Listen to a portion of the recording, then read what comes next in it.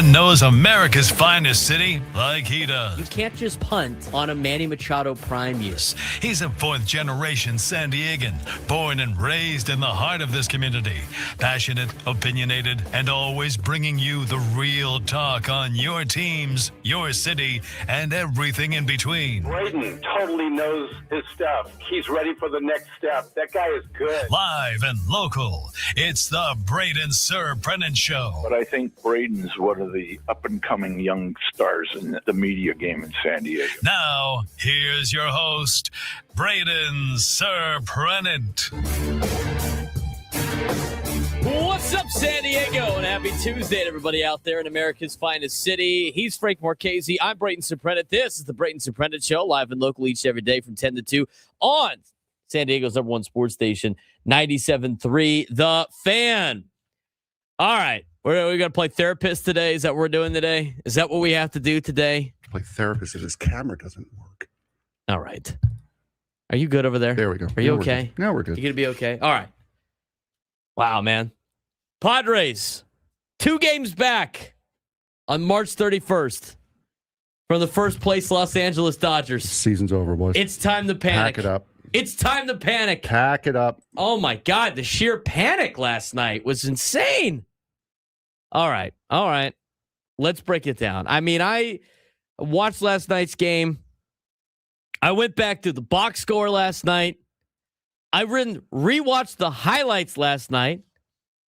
And yes, sure enough, I have to say, I do think there are areas of, this isn't great. As also, there are areas of, okay, this is what we were expecting out of this particular group of this team. And let me explain.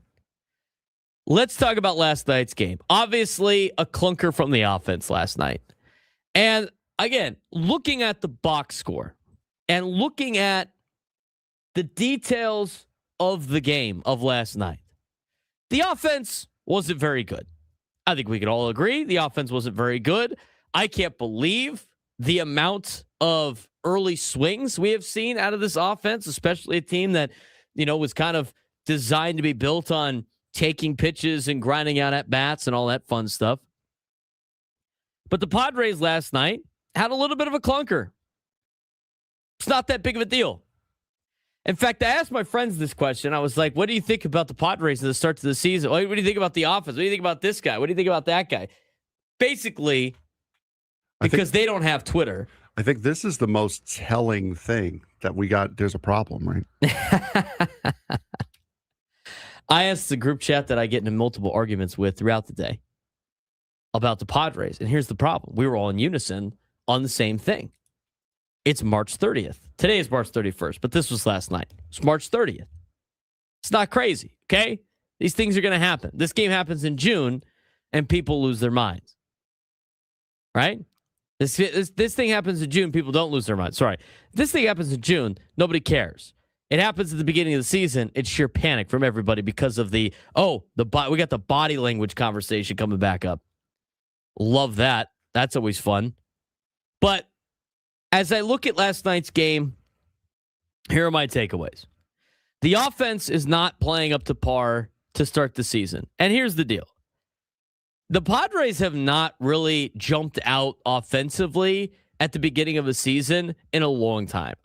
It's very difficult for them, especially at Petco Park. And I don't want to make excuses because they need to put together better at-bats. Like your leadoff guy and Jake Cronenworth needs to be able to get on more than just one time before Fernando.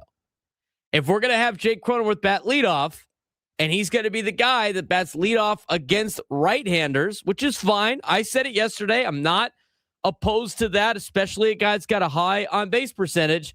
Well, then he can't go 0 for 3 with 2 strikeouts and only get his first walk in the last inning. He needs to be better. He needs to get on base. Fernando Tatis Jr., everybody wants to crucify this guy because of the fact that he didn't challenge that pitch, which I agree. I don't understand. Well, I don't agree about the whole fire and brimstone kind of aspect of Fernando right now, but I agree with the sense of why didn't Fernando challenge that pitch? I still think, and here's my take on that from last night's game, I still think teams are trying to figure out when the best strategy is to use their challenges. I really do. And here's the other thing, too. The dugout can't tell Fernando after the pitch to challenge the pitch. They can't do that. They could give him those cards that the Brewers were doing in spring training. I think it was the Brewers, about like situational when to challenge and when not to challenge, kind of a green light and a red light. But overall, I think you have to put the perspective, you have to take the perspective out of watching as a fan and seeing clear cut, a little box on a clear angle about a pitch being out of the zone. Look, it was out of the zone enough for Fernando to take it, but who knows how close he thought it was from his angle on what is a nasty delivery from Ryan Walker. I mean, Ryan Walker is a funky pitcher. And the way that ball's coming in, yeah, Fernando might not like it, might think it's out of the zone.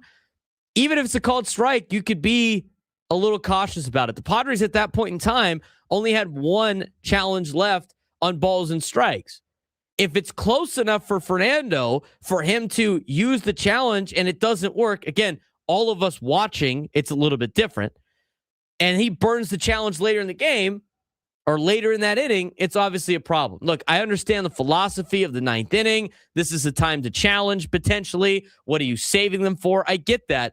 But to me, until I hear what the strategy is from the Padres in terms of how they are navigating ABS, I can't really give you a good answer on whether or not it was intelligent or not for Fernando to challenge.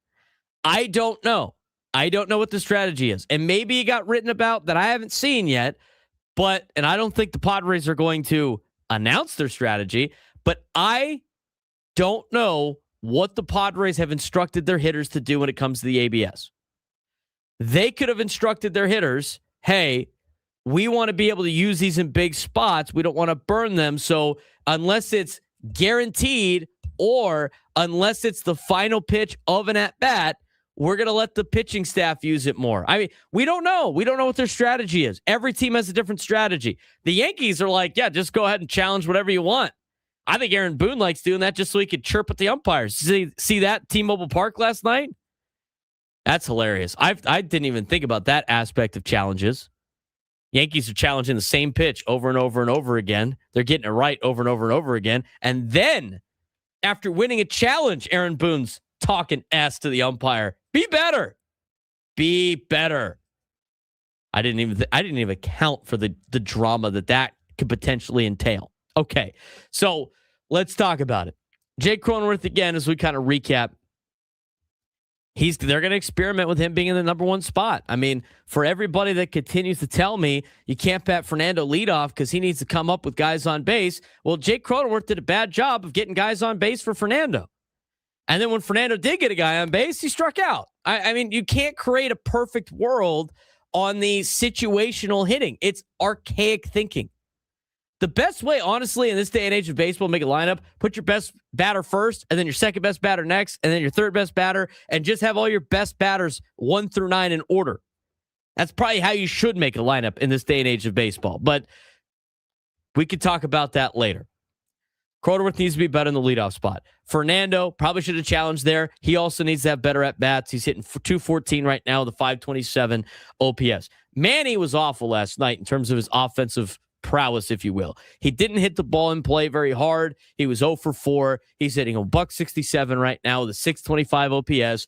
I'm not going to worry about Manny because Manny always starts the season off poorly. Last year was kind of an anomaly. Who else can we talk about? How about Jackson Merrill? I'm fired up about Jackson Merrill. That's a dude that competes, man. 2-run bomb in the 9th inning, try to keep the game alive. That's awesome. Saw the energy. That's a dude that wants to win. I don't think his teammates don't want to win. I don't think his teammates are not trying, by the way. I got to put that in there because people were calling for the see, look, Fernando doesn't care. He didn't challenge the pitch. All right, whatever. Jackson Merrill hit a 2-run homer. Great. Xander Bogaerts got another knock. He's hitting 250 right now. Okay. I also think as we continue to go through the lineup, Gavin Sheets needs to figure it out.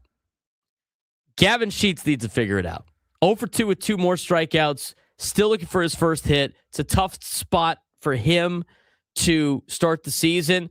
He needs to get it rolling fast. I think he has earned a longer leash because of what he accomplished last year. But I want to say it. The Padres don't have to make it about Bryce Johnson and Ty France if they go out there and outperform Gavin Sheets when Sungmoon Song comes back.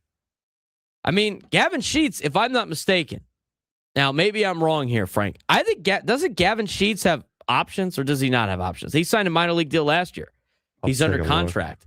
He might have options. I mean, it would not be shocking to me if they send him down when they bring Sungmoon Song back, if he does. If he doesn't, then obviously they got to be able to change, they got to be able to make decisions that try to keep as many people in the organization as possible. But Manny wasn't good last night. Fernando had the one hit, whatever. Okay, Jake Cronenworth needs to be better at the top of the order. You had an off day from Laureano. He worked one walk. He struck out twice. Castellanos was 0 for 3 with 2 strikeouts. Camposano was 0 for 2. They pinch hit for him with Bryce Johnson. He struck out as a pinch hitter later in the game. But I look at this game and I go, this is like a normal loss in the middle of June. But we emphasize this a little bit because it's early in the season. Look at how the Giants beat you last night. Was it the top of their order? Hell no, it wasn't the top of their order. Their top 6 guys got a combined 2 hits out of the 6. Their bottom 3 had 4 of the 6 hits. You lost to Bader, Bailey, and Schmidt last night. The 7, 8, and 9 hitters in the order. I've seen this numerous times from the Padres throughout the season. It's okay. They're going to lose games like this. I said at the beginning of the season, you come in to the year and you have to realize that the majority of baseball teams, now you're going to have superstar teams that have great seasons that just from top to bottom just wreck shop throughout the entire year. I mean, you see the Dodgers do it. You saw the Yankees do it back in the 90s and the early 2000s with the money that they were spending. They're an anomaly. The majority of baseball teams are going to be teams that play 500 ball and then go on a hot streak. Those are the ones that make the playoffs. The other teams are going to go 500 and then have a massive losing streak, and they're not going to make the playoffs. So as you look at it right now, the Padres win the next 2 games, which I think they're totally capable of doing. Then they're 3-3 to start the year. They're playing 500 ball through their first 2 series, and then they hit on their first road trip. Now, I think last season and the start that last season was for the Padres was, again, kind of an anomaly, kind of a fluke where they started 7-0. You can't just compare the start of the season. It's too much. It's going to be too much for you. So it's not as bad as you think. Now, there's a lot of areas that need to be better. Let's talk about Walker Buehler. Walker Buehler, in my opinion, he was 1 inning shy of giving you exactly what you expected out of a number 5 starter. Do you remember, Frank, when we talked about it a couple of weeks ago, when Kevin Acee put in his article about what the average number 5 starter did for a playoff team during the season? 5 innings, 3 runs? 5 innings, 3 runs. What did Walker Buehler do last night? 4 innings, 3 runs. 4 innings, 3 runs. He was 1 inning off. That is what you need to expect from a guy like Walker Buehler. If Walker Buehler goes 5 innings and gives up 3 runs or less, that is what you're asking him to do. He could have been better last night. He says he could have been better last night. I agree with that.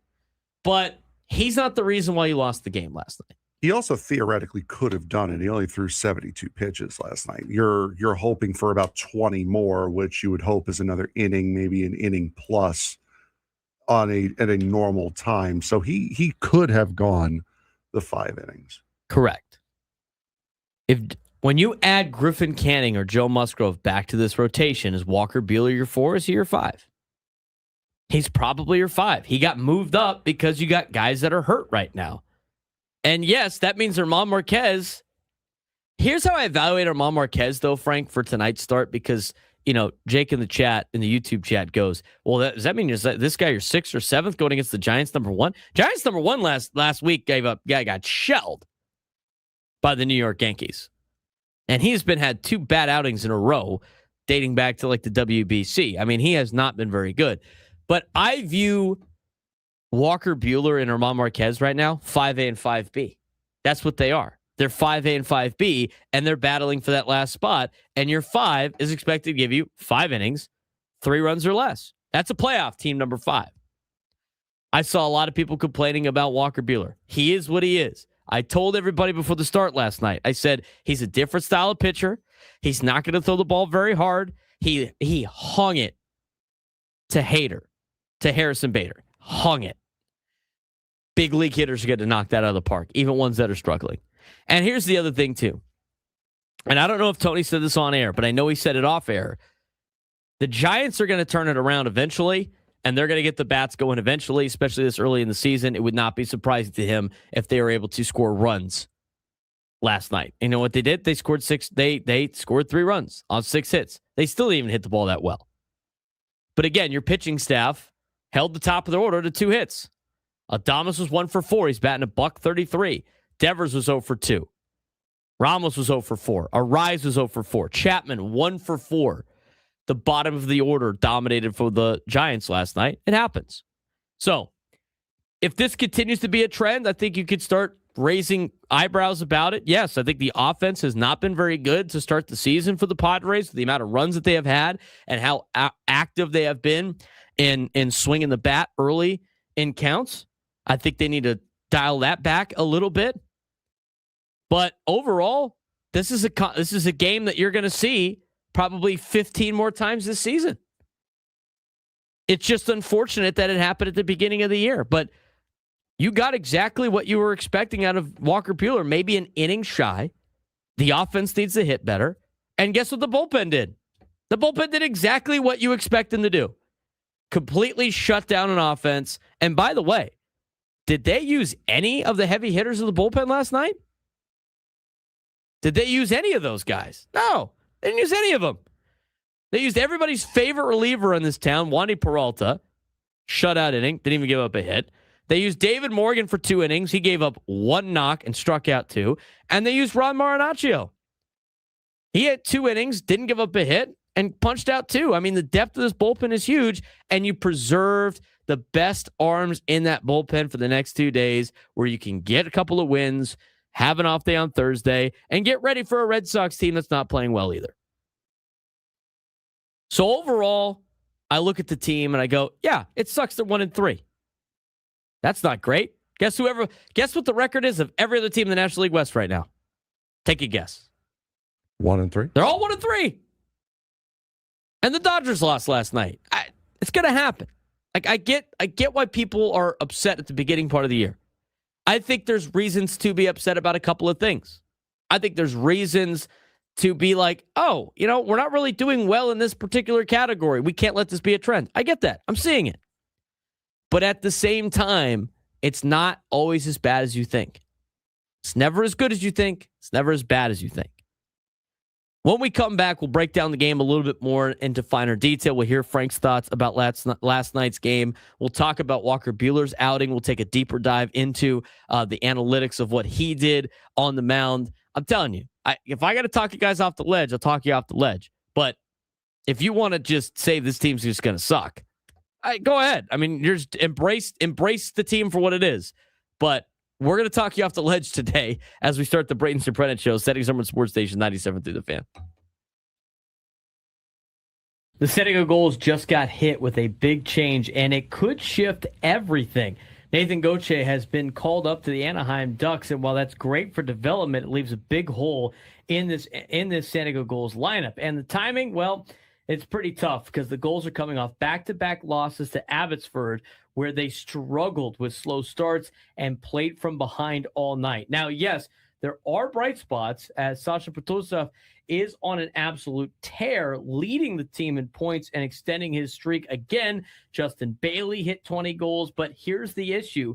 This team is relying on late comebacks way too often, and without Gauthier, that margin for error gets even smaller. So the big question becomes, who steps up now? Because if nobody fills the gap, this could go from a bump in the road to a real problem as we approach playoff time in the AHL. So this is the big headline as we're going to start with the biggest news, and that's the roster movement. The Anaheim Ducks have recalled Nathan Gauthier from the Diego Gulls, and Frank, this is a big one. Yeah, it absolutely is. Gauthier was coming off of his best stretch of the season with 18 points over his last 21 games, plus the first hat trick of his career just recently. He has been one of San Diego's most reliable two-way forwards, and now he gets his shot at the NHL level. But the flip side is here, this leaves a very noticeable gap in this San Diego Gulls lineup, especially down the middle of the center position. And we talked about the timing. The timing is not great for the San Diego Gulls as we get closer to playoff time, and a team that has been playing really good hockey.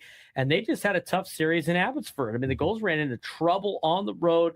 They dropped both games to the Abbotsford Canucks, a 5-2 loss where they didn't score until late in the third.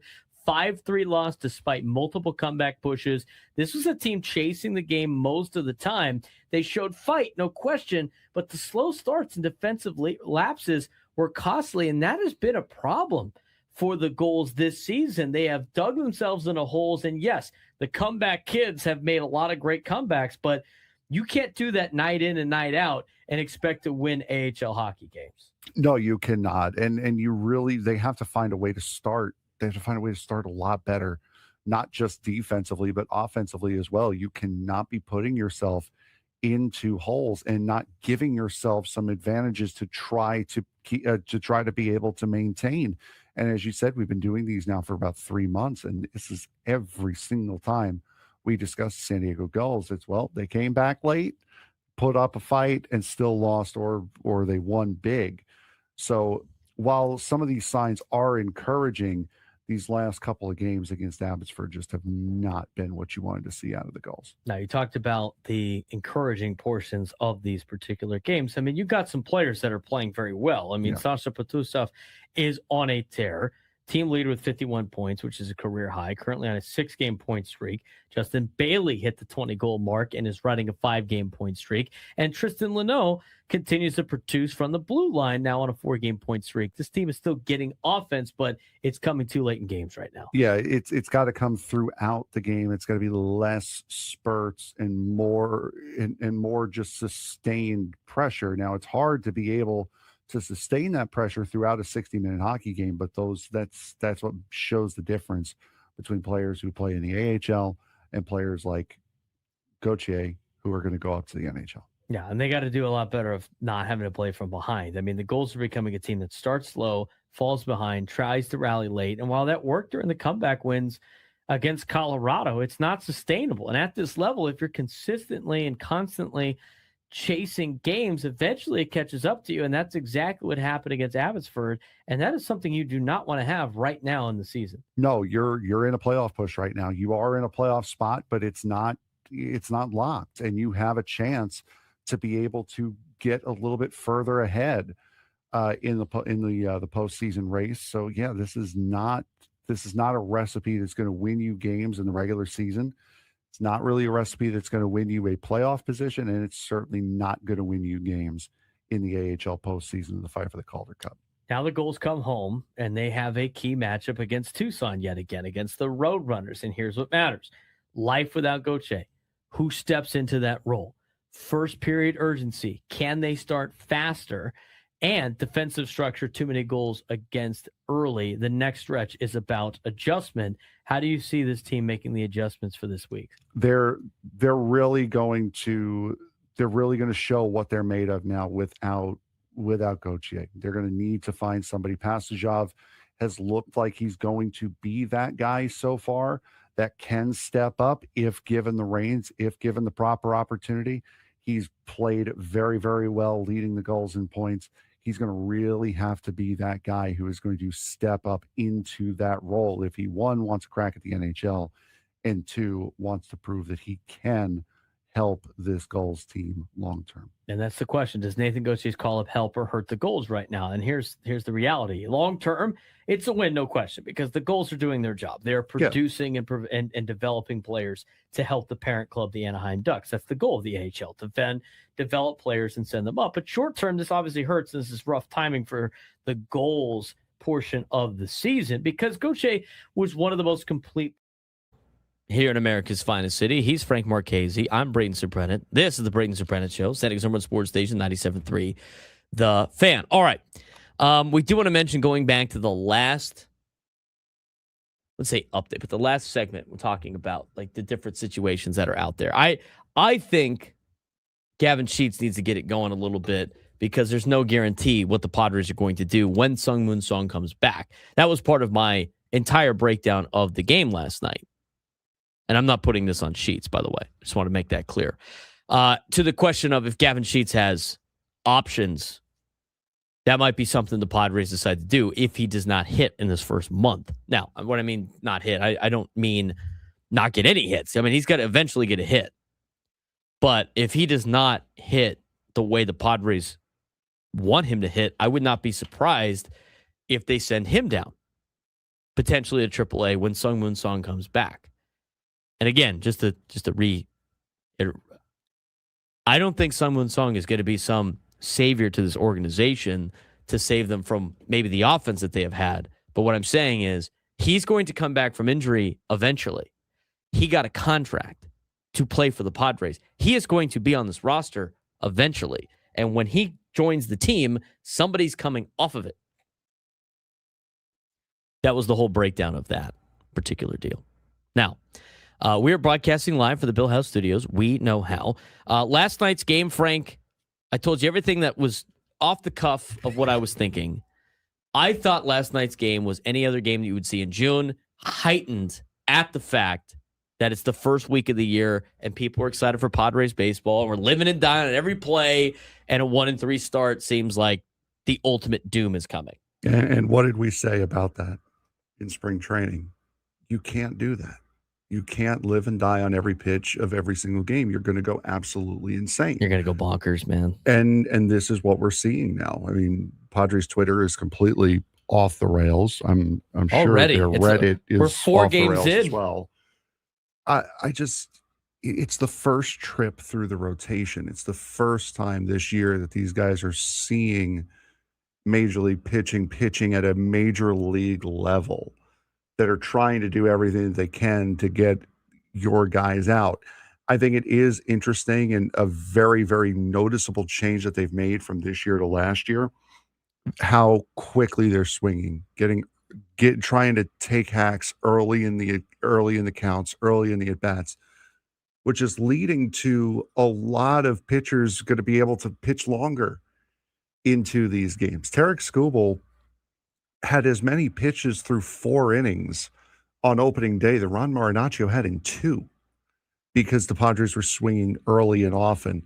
That, I think, does have to change. You do need to have a little bit of patience. Of course, there are situations that call for swinging early in the count, but you can't do that with every single one, because then they're just going to throw you trash knowing that you're going to swing. You have to be able to read the situation in order to get yourself in the best position during the at-bat. That, I think, has to be brought back a little bit. Starting pitching, I think, except for Randy Vasquez and Michael King to an extent, has been a little disappointing. King did pretty well. Yeah, he was okay, especially for coming off of the injury. Well, think about that. You just said it. Like, despite 2 of these guys, that means only 2 of the 4 have been disappointing. And honestly, I don't even think Buehler was disappointing, because going into the game, I was expecting 5 and 3. 5 innings, 3 runs or less. He went 4 and 3. Slightly disappointing. But that's what you were going to get out of Walker Buehler. Even when you look at the rotation and the question marks, it's really only Nick Pivetta that was the biggest concern so far in the starts. As you start to break it down, it's like, all right, well, it's not even that bad with the starting pitching. Hill619 in the chat. Tatis looked better in the World Baseball Classic. Manny is ice cold. What is the one thing that we always say about Manny Machado is the dude cannot hit in April. Aside from last year. In March and April. Last year was the outlier. He always gets off to slow starts. So again, why is this surprising? I had last night. This is the most asinine take I have ever heard. This is where we're at. It's 4 games in. It's just the sky is falling. Are you ready for the text I got last night? Oh no. Oh my God. Everybody's getting blamed, right? I will say this. Nobody's safe right now in Padres fandom land in terms of like who's killing the team. I honestly don't think Craig Stammen has done a whole lot to do wrong things right now. Like, No. maybe the strategy for using the ABS is off. It's been 4 games. He's never dealt with it. This is new for everybody except for AAA teams. Maybe that. This is the first time. Maybe the lineup, but it's 4 games in. So, like, okay. But this is the first time he's in the dugout for the entire game in his career. So he's seeing the game from a completely different perspective now. I got a text last night. Oh, no. From somebody I know that said he has more managerial experience than Craig Stammen because he has managed 5 championships at the Poway Sportsbook Complex. I wanted to blow a gasket. I really did. I was, oh my God. I was like, are you kidding me? Brother. I was like, bro, it's time to go to bed. It's time to go to bed. Just go to bed. It's sleep on it, okay? It's time to go to bed. He responded with, what time can I call in to tell people? Go to bed. Sleep on it. Give it the 24 hours, bro. Give me a break. Give me a break. Come on. Come on. And Rod, I don't need to see Sam's post-game YouTube chat. I really don't. I worked it for 2 years. I know what that YouTube chat looks like. Oh my God. It's not a good place. Oh my God. It's not a good place. Oh my God. Yeah. That's within that's emotions are hot. Just finished watching the game. I mean, we got people saying like, you're polishing a turd. It's like, what do you want them to do? Where are your solutions? Do you want them to trade everybody? They're 4 games in. They're not going to make any of those type of decisions. You got to see how some of this plays out. I mean, we'll see what happens tonight. They win tonight and tomorrow, which I think they can do. It's the Giants. Let's not get crazy here. The Giants didn't hit all well last night either. Their 7, 8, 9 hitters were great. What do you want them to do? And it usually leads to trade all these people and replace them with who exactly? You can't logic with it. You start getting irritated. But overall, Frank, I thought last night Walker Buehler did slightly less than what you're expecting him to do as number 5 innings, 3 runs. And I'm only taking that number from the fact that is what the average number 5 starter of a playoff team did last year. He did basically what he was asked to do. He said he could be better, needed to be better. I think the lineup, obviously people were complaining about that. You have to give them some time to be able to get going. I think the entire situation with the ABS was kind of like, it is what it is. We'll see how they figure out their strategy. And I thought the bullpen was great. Stars got to start. Guys got to go out there and play. Tough loss last night. You lost by 1. Took you too long to get the offense going. We'll see what happens tonight. I think now might be a great time to remind people. If you want, this is the rule for this show. If you want someone fired, you have to give a replacement. If you want someone traded, you have to give a replacement. You have to give names. You can't just say, "Oh, let's just get prospects." No, I want names. We want names. If you are going to identify a problem, we need you to have an answer to said problem. Period. I agree. And here's the thing, like everybody's solutions, it's like fire the manager. Okay, cool. Let's fire Craig Stammen 4 games in. Are you kidding me? Do you know how crazy that would sound? Let's fire Steven Souza Jr. Offense is not working. I mean, at some point, here's the other thing too. Like for anybody that was blaming Steven Souza Jr., how many hitting coaches are you gonna have? I mean, eventually the guy's got to go out there and hit. I mean, come on. Oh, Brooks, you're such a jerk in the chat. Teams, it's cooked, dude. Sell the team. Wait, they're already doing that, aren't they? Yeah. Come on. They talk people off the ledge here. And here's the deal. Because here's how it works. This is how it works for us too. Some hosts get frustrated. I don't, because this is how you view it as a coach. It's not always as good as you think, and it's not always as bad as you think. And so when the Padres are playing well, we're going to tell you the problems that are stewing that you're not getting the results on, and then everybody calls us a hater. And then when they are not playing well, we go like, hey, there's some positive signs here. It's like, oh, you're being a homer. Not really. We're kind of in the middle. We haven't really done anything. separate from that. Sound off. Go ahead. Give us a call. 833-288-0973. 833-288-0973. Love to hear the solutions as we continue on the Braden Surprenant Show. Setting Summer Sports Station 97.3 The Fan. March to Madness is down to the Final Four. Saturday night, Arizona and Michigan go head-to-head in a battle of the paint. Arizona's relentless inside scoring and free throw dominance meets Michigan's elite defense and big play ability. Who controls the rim will likely control the game. UConn faces Illinois, and its experience versus efficiency. Terrace Reed Jr. has carried the Huskies, but Illinois' defense and offensive firepower won't make it easy. This weekend, every possession counts. Every bucket matters. Can Arizona's paint power topple Michigan? Will UConn survive Illinois' strategic defense? One thing's for sure, the road to the championship is set, and it's going to be unforgettable. March Madness down to the Final Four, and what a weekend we have coming up. 4 teams remain, 2 matchups, and the chance for one team to etch their name in the NCAA tournament history books. Let's break it down with the storylines, the keys, and what to watch for this weekend. Arizona and Michigan is going to be the first game that we break down. Arizona and Michigan is actually the night game. Tip-off at 8:49 p.m. Eastern time. So 5:49 out here on the West Coast on Saturday night. They have dominated the paint all season. The Arizona Wildcats have, averaging over 42 points per game in leading the nation in free throw attempts. In the tournament, their interior scoring has been unmatched. 60 paint points and 30 points at the line against Arkansas, and then 40 paint points and 20 points from free throws against Purdue in the Elite Eight. Koa Pete, Mateus Curvis, and Toba Awaka anchor the post, while Jaden Bradley, Braden Burries, and Karachnikov attack relentlessly. Coach Tommy Lloyd's philosophy is clear: control the paint, crash the glass, and get to the line. And for Arizona, that's been a big recipe for success, and that's going to be tough for Michigan to deal with on Saturday. Yeah, it certainly is. And Michigan, on the other side of that, is a defensive powerhouse that can flip the game on a dime. Their Elite Eight win over Tennessee saw a 33-10 run in the first half, showcasing their ability to dominate when it matters. Offensively, they need to stretch Arizona's defense with perimeter shooting to open lanes for stars like Yaxel Lendenborg.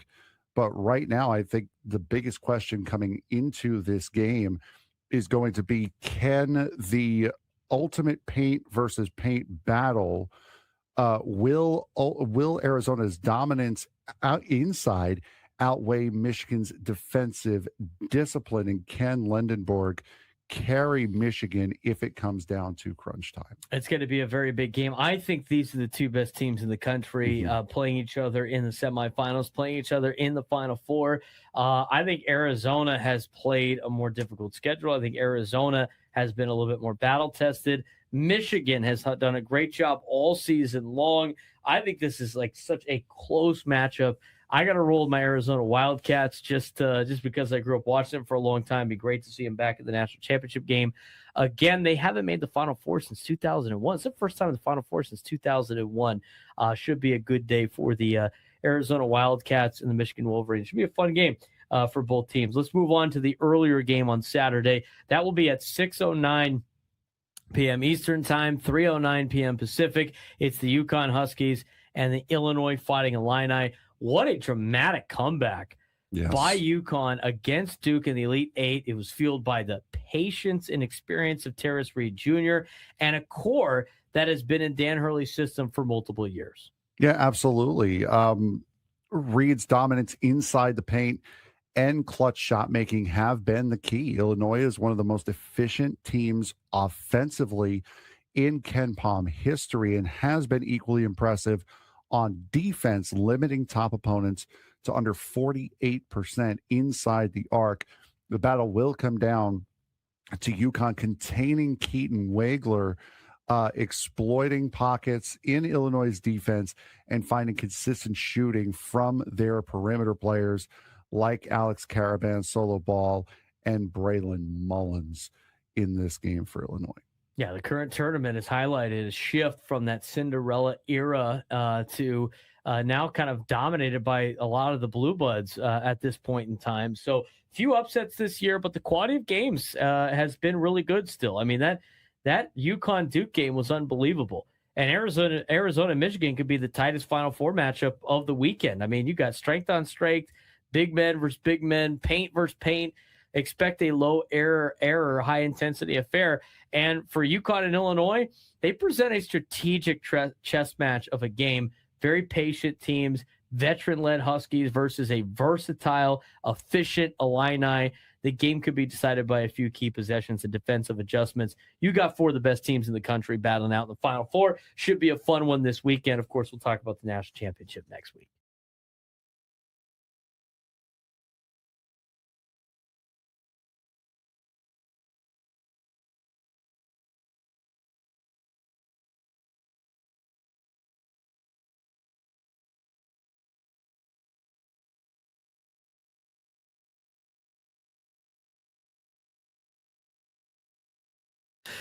Guests, join us on the SDCCU fan hotline. It's not Big Bang Banking. It's better. Oh, man. You know what? We're trying to help out the people, okay? We're trying to help the people out a little bit. It's a tough night last night. And by the way, while I was watching and I was at softball, I was verbally frustrated during the game. I said, I can't believe the three worst hitters for the Giants are beating us right now. A team that could not hit water if they fell out of a boat against the Yankees is up 3-0. What is going on? I was there last night.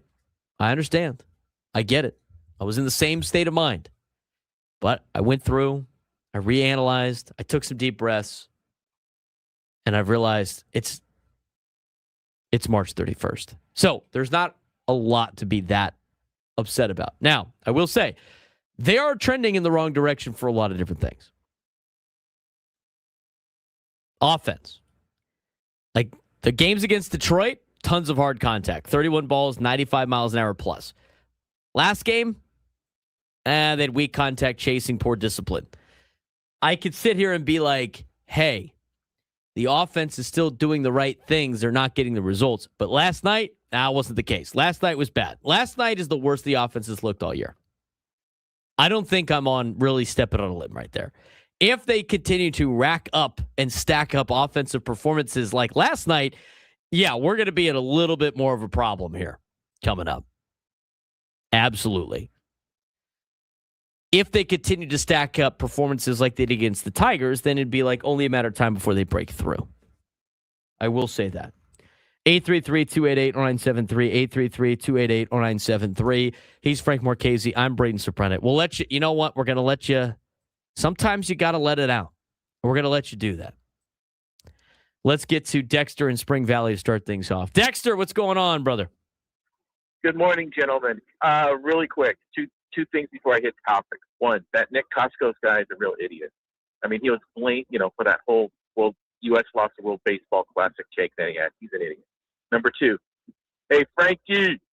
So if anybody ever asks you when you're at like at a race, like coming up in Coronado, and they go, how do we say your name? You say Frank Marchese, like as in car crazy, baby. So does Dexter, you always have to start off with a dad? Do you want a foul every time? They're always funny. I mean, I get a kick out of him, Dexter, but do you always have to start with the dad? He's asking for a foul every time he gets checked in. He goes to the scores table, he taps in, Dexter comes in, immediately hacks the guy with the ball, gets subbed out. Hey, I'm the Draymond Green of your callers. Dexter in Spring Valley has just titled himself the Draymond Green of phone callers on this show. I love it, Dexter. All right, what do you got for us on the topic today? So that guy that told you that he's a better manager than what we have now. Yeah, because he manages softball teams.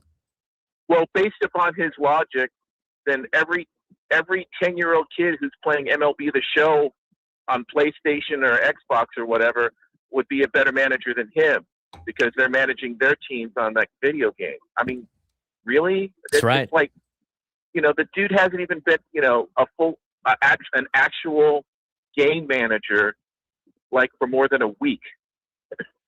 So, 4 days. It's been 4 games. Cut the guy a break. If this were like Woodsy said this morning, if this were 30 or 40 games in, okay. But Right. It's a little early yet, It's just a little early. I agree. So, and that's kind of the whole point of today's conversation. Dexter, I appreciate it. I still think there's some concerns. Like, there are some early concerns that I think people were hanging out with during spring training of like, I hope the stars can star and the rotation and all that. I get that. And then you go into the season, you start 1-3, and some of the question marks are not playing out to start the year. Yeah, it will be a problem if it continues. But there's nothing you can do to flip a switch and completely correct it all with like knee-jerk reaction moves. It's just, you can't do that in 4 days.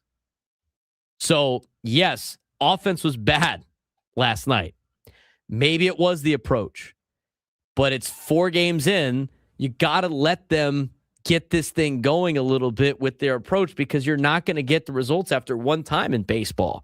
You need multiple games of results. That's why they play 162 of these things. This is after 4 games, Frank.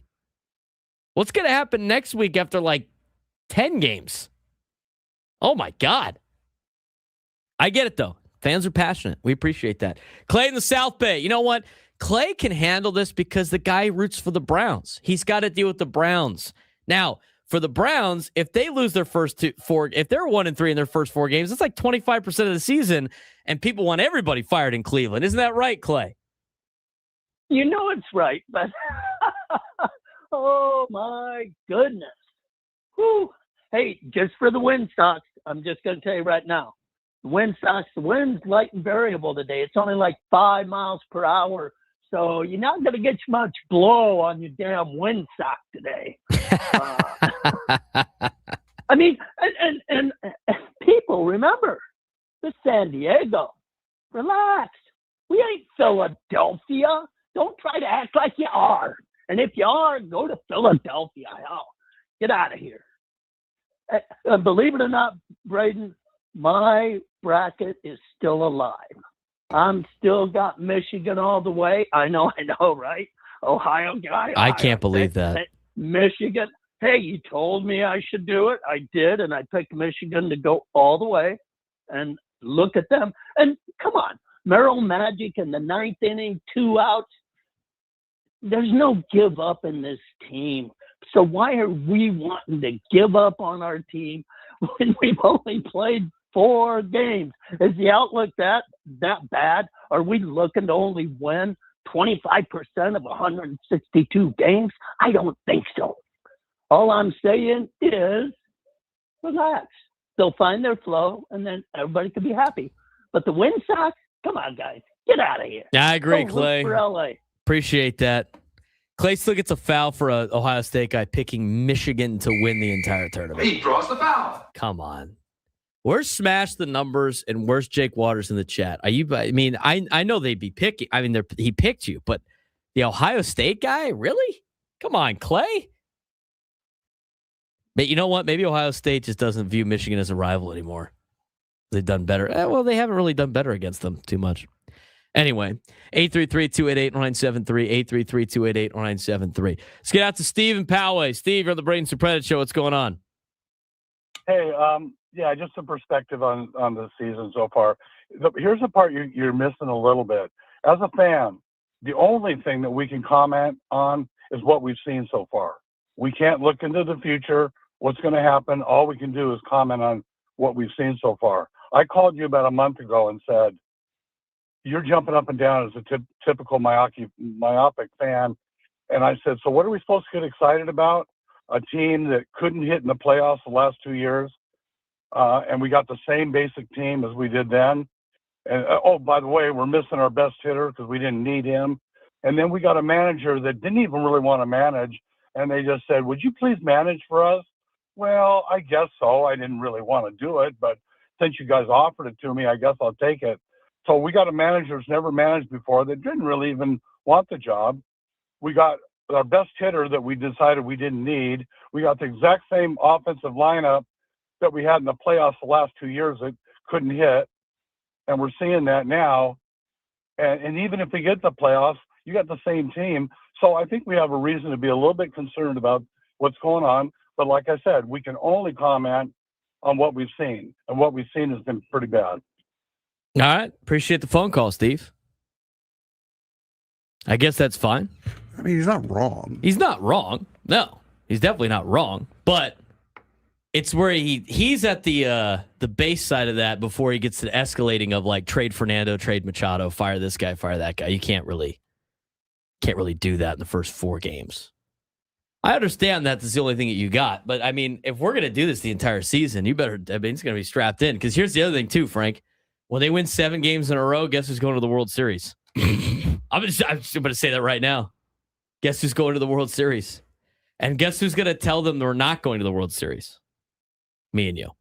And then who's gonna be a hater? Mm-hmm. Me and you. All right, let's get fired up on a Tuesday. Let's get up to Carlsbad. Brandon, what's going on, man? You ready to jump off the ship yet? Hey, boys! Never! This is what we signed up for. For you, me and you, Braden, it's etched in stone, dripped in blood, friar faithful, live and die in the flames of, the irony of how many times we ho-hum and then we're good and then we're not. Hey, look it. I want our $100 trillion players to start hitting. I get it. I think all of us had about enough of the BS, right? We want that, and I get it. But the flip side is that, you know what? I'd rather start low and end high instead of being all good, and the next thing you know, we're pooping our pants in July. Sorry about the. Like, can you listen? Yeah, Can you follow directions while you're driving there, Brandon? Come on, man. Siri's yelling at you. Yeah. No, I said I apologize, you guys. I'm dropping the dirt bike off. It's a San Diego thing, right? Surf, skate, snow. Anyways, you guys, we're gonna be okay. But I agree, Braden. It's like, how many times have we done this, man? I mean, Frank, let everyone know how you feel. I'm out, guys. God bless. Thank you, Brandon and Carlsbad. Appreciate it. At this point, I just live by the immortal words of the great philosopher Ilya Brizgalov. At this point, it's only a game. Why you have to be mad? It's only game. It's only game. But here's the thing. It's fun to be the fan that just kind of is a windsock. Because you just always be right. You'd be like, this team's terrible. And then when they win, you're like, this team's great. I told you this team was great. It's like, I don't really want to listen to those type of people. But the reality is there are concerns about a couple of things that the Padres have, but you have to let them play you have to let them play it out in the first couple months of the season. You can't make drastic changes right now. You just can't. And the thing with baseball, again, if this was an NFL team and this was an NFL talk show, I'd be all on board. They got to fix this. They got to fix that. That's terrible because every game counts for like 25, 30 games. Let's address something that just popped up in the chat. All right. So we're supposed to be silent every year because we're a Padre fan. No, we're tired of being mid. We want better. We want to be better. I get that. That's fine. There is a difference, though, between holding your team accountable, which you should do, absolutely. But then there's also going off the deep end 4 games into a season. We talk about it so often about, this guy's only played 4 games. It's a small sample size. You can't bring him down. You can't say that he's a bust on 4 games. It's such a small sample size. Why is that different when it comes to the team as a collective? It's 4 games. It's a small sample size. You're not going to get the legitimate feel of this team in 4 games. Now, if they're doing this in a month and a half from now, then yeah, there are problems. And we are going to be raising the alarms on those problems. But right now, you're not even through the starting rotation once in this season. You're 4 games in. Nothing of what you're seeing right now is indicative to how the team is going to play over the course of the year. No, because they're going to have stretches like this in the middle of the season. 7-0 was an outlier. It was not the standard. Welcome back to baseball, man. That's all it is. Right. Welcome back to baseball. This is the portion of the season where it's like that. I mean, here's the deal. Even if the team went undefeated throughout 3/4 of the year, people would be freaking out about we got to be able to win every playoff game. I mean, it's going to be a lot of losses in the season. We'll talk about the offense when we come back and how the offense did. Some inside looks at some of the numbers. Not very good.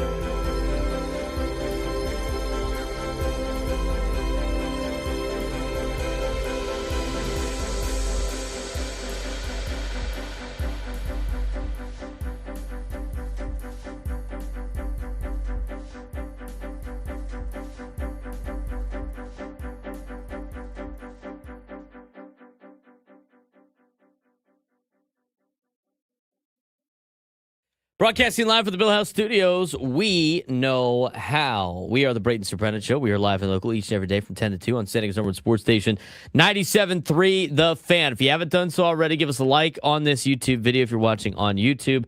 Be sure to subscribe to our YouTube page, youtube.com/@B_SURP, @BSURP.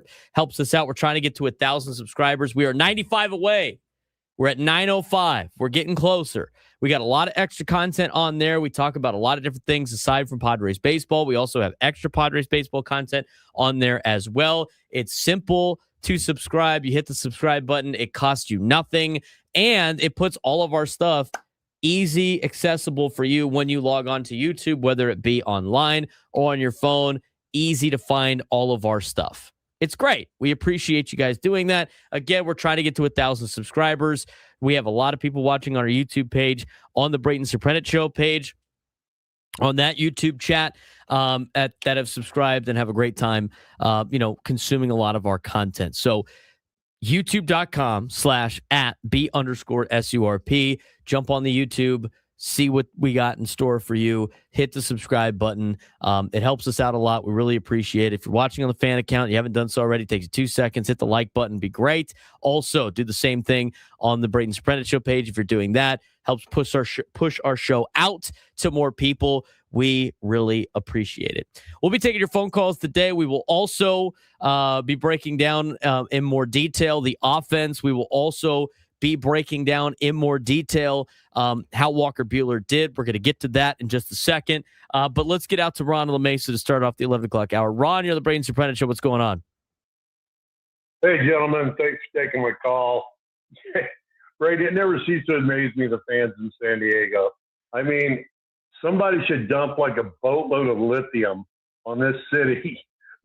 If you're living and dying by every baseball game, that every day, you don't know baseball that well. And like you guys have said all along, you win 60, you lose 60. It's what you do with the other 42. So let's not jump off the ship until we've got about 60 games under our belt to see where this team's going to go. And if we're still sucking by then hopefully the new owners of the management or the Padres will take give us some help and stuff like that. But this is what makes it so much fun listening to you guys, because you all take the phone calls, and it just reminds me that, well, like, maybe I'm the one that needs the lithium, Braden, because I'm just too much of a positive guy and stay by my team. But, guys, these are the Padres. 4 games in, we've got a good team, much better than the starting lineup last year. They're going to be fine.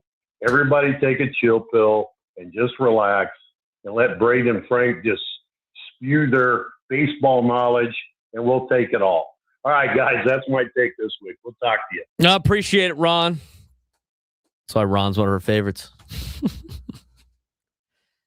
Appreciate the phone call. All of our guests join us on the SDCCU fan hotline. It's not Big Bang Banking. It's better. Overall, like, here's the thing. I saw a message. Again, people take what we say and then turn it into something else and thinking it's like context of our conversations. And one of the messages I saw on the YouTube chat was talking about like, oh, so when an East Coast fan base calls in and criticizes their team after every game, they're passionate, but we're supposed to just chill out here on the West Coast. I don't remember ever saying anything like that. I'm going to tell you right now, I think that's crazy behavior to do that every single day. Now, if they go through like a 6 or 7 game losing streak and they're playing like crap, and yeah, go for it. You know what? I think it's fair. Mm-hmm. I think it's fair to be upset about that. 100%. 100%. Like if they lose they get swept by San Francisco and get their ass handed to them in Boston. Yeah, next week, all for it. I totally agree that something's got to change. This is ridiculous. I can't do that after 4 games. I mean, you don't analyze 4 games at any point in the season. You don't. You can't. Unless it's the postseason. So, I mean, the other thing too is with baseball, okay? With baseball, it is a sport that's built on failure, and you cannot ask for perfection. I mean, you just can't. These guys are going to fail multiple times this year. It's a game based on failing. So as, again, somebody in the YouTube chat goes, grown-ass men are failing at the plate. Why are we constantly told to wait, take a chill pill, relax? Why can't we do more from the start of the season? It would be great. What do you want them to do? Hey, you need to play better. Do you think they not know that? Seriously, like, what do you want them to do? Sometimes they're going to fail. I don't have an answer for you. They haven't started the season off perfect like they did last year, and even when they started the season off perfect, people still complained. Wait for the team to start playing a little bit. They get their ass kicked again tonight. All right, we're seeing a recurring theme here. But they lost 3-2 last night. The offense wasn't very good. There's really not much more that can be said about this. If you walked into that clubhouse right now and said, hey, guys, we got to play better, you're going to see 26 guys collectively doing the Drake meme of like, I knew there was something wrong. I knew we had to change something. You're playing better. That's it. That's what we needed to do. It's to the East Coast comment. I'm an East Coaster. I grew up in it. I'm a Met fan. Met fans were taking flack on Twitter for booing Bo Bichette out of the building 3 games into the season. You know what I call that as an East Coaster, as a Met fan? You know what I call that? I call them idiots. They're stupid. They don't know what they're watching. That's not passionate. That's right. That's being a fool. So no, it's the fans here are the same as the fans out there. It's okay to be passionate. It's okay to hold the team accountable, but you also have to hold them accountable to realistic goals and expectations. Yes, being able to get more than 3 hits in a game is a realistic goal and expectation. However, you cannot say that the offense as a whole is absolutely garbage after 4 games into the season. I will say this. I do agree with one of the YouTube chat members. The reason people are behaving this way is because we're a football town. We have not yet transitioned to a baseball fan mentality. I'd agree with that. Yeah, that is fair. I'd agree with that. I would say that's a fair comparison. I think you can't. And I honestly, when I first started working here, I was like that. And then I slowly started to realize it's like, all right, I mean, you're going to live and die and all this stuff. It's going to be crazy. And then the other thing too, like just asking for more heart, effort, and urgency. The other thing that you can't have your Major League Baseball team do is you can't have them play at a level of every game is massively important because they're going to burn out. And we've seen that time and time again. And here's the other portion of this before we start talking about the details of the game last night that fans never understand. Not every game for Major League Baseball teams, they're going to get all out, full go. We have to win this game because they understand it's about winning series and it's about putting good stretches over time. There's got to be games they punt on because they have to make it through 162. You can't play every game of 162 like it's a playoff game. You wear yourself out. We say it and people go like, you hate the fans. I'm going to hear Tony Gwynn Jr. say that tonight or this afternoon. He's going to say it. So I guess we got to wait for Tony to say it. He's going to say it. I mean, we've talked to Tony so many times. He understands as a Major League Baseball player, you cannot do that every single night. They're going to get burnt out. It's almost impossible to do. 833-288-0973, 833-288-0973. It's got Kevin in Chula Vista. Kevin, what's going on? Guys, I'm kind of in the middle in all of this. I think, believe it or not, Clay's a little bit right. Steve called in. He's a little bit right. I think that, we're stuck with what we've got. I mean, the fans didn't choose the team. The ownership did, or the general manager. So what we have is a collection of largely the same kind of hitters that we saw last year. There's some trends here early, albeit, that are similar to a rinse and repeat of last year. That's a fair assessment so far. We're only dealing so far. So, we just going to have to wait and see on this. As has been noted, I like the call you made on fire the hitting coach. Isn't that amazing? You know, everybody was so down on Victor Rodriguez last year. Well, you got your new hitting coach. What happened? So, you know, it's just a long, long season, and all we can do as fans is sit back and hope. But as Steve said, I think his name was Steve, you know, all we can do is react to game by game of what we see as trends.